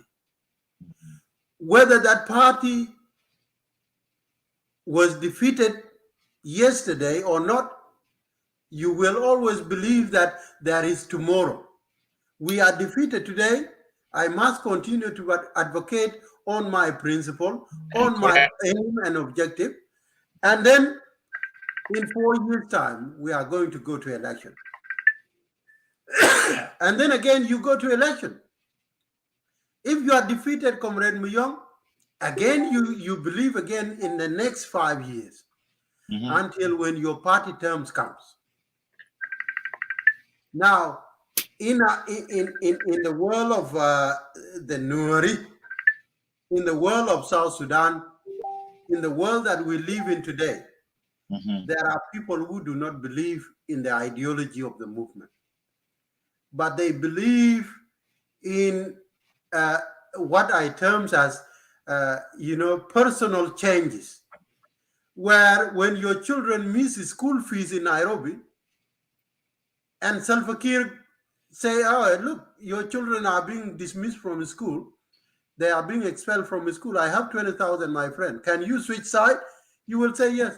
And then you go to Salva Kiir, he will give you 20,000, and then after 3 months, no more 20,000. And then you will say, President Salva Kiir has killed my people, let me leave again. Then you go to somebody else who will give you what you needed for the time being. These are personal personal changes. They are not party changes. They are not political changes. Political changes come with a cost. If I'm a member of Labour in Australia and I choose to change side and go to Liberal, I will lose a lot of support. I will lose a lot of things for the time being and work very hard for years to rebuild it. That's right. That's So true. let us not be as such. Let us be people who believe in one party and stay in the party. Whether you fail or you win, believe in your party. Thank you. That's very true. And not only believe, try to correct what is not right so that your party will move on. Well, anyway, thank you so much, brother. I will give you a call one of these day before next week because we need to strategize at some point. And I would like to say thank you so much, Simon Chankwa Benyatungo. You have been absolutely amazing for giving us these clearances as a young man who has made decisions to do what you are meant to do.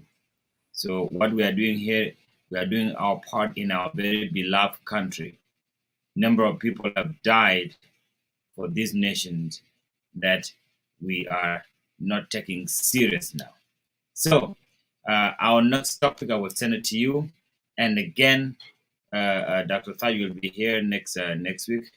Hopefully, everything that prevented him to come has been sorted out, and he will be able to join us next week. The first 30 minutes will focus on our show with him, and that show will focus mostly on the leadership and the families here in diaspora, including where you are. Since that Dr. Thaj is an expert in leadership, he will use that part to get kids together and their parents. So, having said that, I want to say thanks to our viewers. The one that have comes from second we came in to the one that will be signing up with us now. I want to say thank you so much for your time. This has been an amazing show. This is South Sudan Today, and the segment that we are working on, and we will be continuing to work on, is the SPLM as a party. I'm so glad that I did not forget that the reason I put the logo there is to show people that while the SPLM IG are running with their blood red, we will come with the SPLM. We will come with the SPLM blue wave to wash out all those blood that will happen. And I have a motto up there.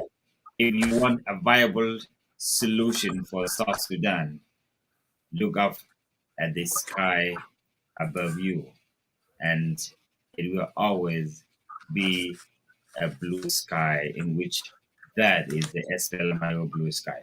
So for that, I want to say thank you so much, brother. I don't know what time it is on your end, but now it is late here. I'm so thankful that you have dedicated this time for our people. David said something very, very important when he was talking about how much it costs us to even with our time, and someone end up insulting people online. But that's how these are the these are the evidence of persistence. These are the evidence of commitment. Because I'm Yes. so positive, Simon. One day we'll be laughing together over Correct. achievement that we have. People that are saying that, oh, Dr. Riek Machar for 30 years has been one. First, they are wrong. He was not a nerd leader. He was a political leader that has a vision for the entire country. Second, you know what? The only thing that make your your victory so sweet is the length of time that it takes, and the event in which you almost give up. You know. So for those who have been led to give up, we are saying this is the place, this is the Espelamayo, and we'll soon get to the final destination. Having said that, Brother Simon, I want you to have a nice evening, and toward Friday, it is Thursday morning here where I am. Thank you so much. Lastly, and I will not forget, sorry, I almost forgot that because Dr. Isaac was supposed to come. There is an announcement that he can come and announce, but now because he's not here, I want to take you 2 seconds, 30 seconds. The SPLM Secretariat, SPLM IO Secretariat here in United States with the chairman will have conference next week. And this conference will take place here in Midwest where we are. I will give you much of the information, but I will bring in the representative of SPLMIO in United States on the next show segment, and they will always give us more information. We will be there, and I'm sure this show will be live on that day, making sure that the SPLM has come back, and SPLM is bringing in the great supporters and members for us to go forward. Brother, bye-bye. See you next week. Thank you. Have a good week. Thank you. Okay. Bye-bye. See you next week. Bye-bye. All right.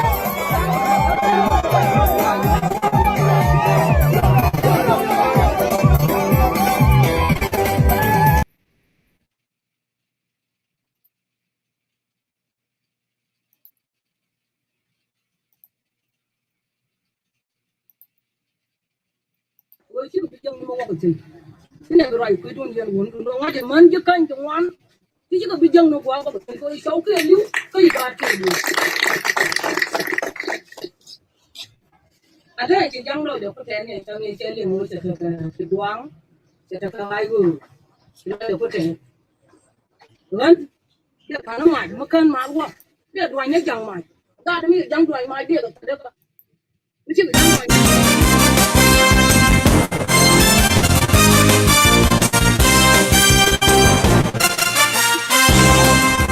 sala tagat ko ram long mal rame lo wulon rame longa agama sa lama cha cha la cha na bu person that ko men ko wala kai ko ko I am ni me, yo I'm amana not there. mo ko na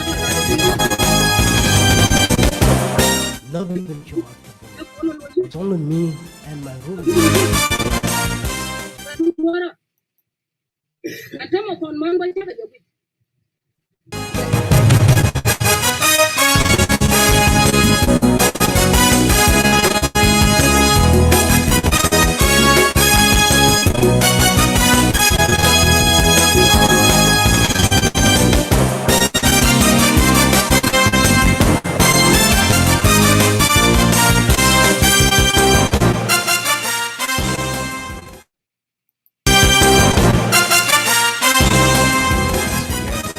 of older people.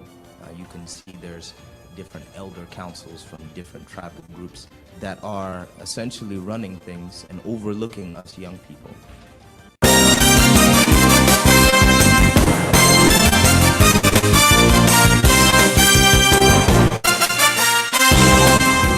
Convince that person that, please, I am me, I'm not they. Nobody even showed up. It was only me and my roomie.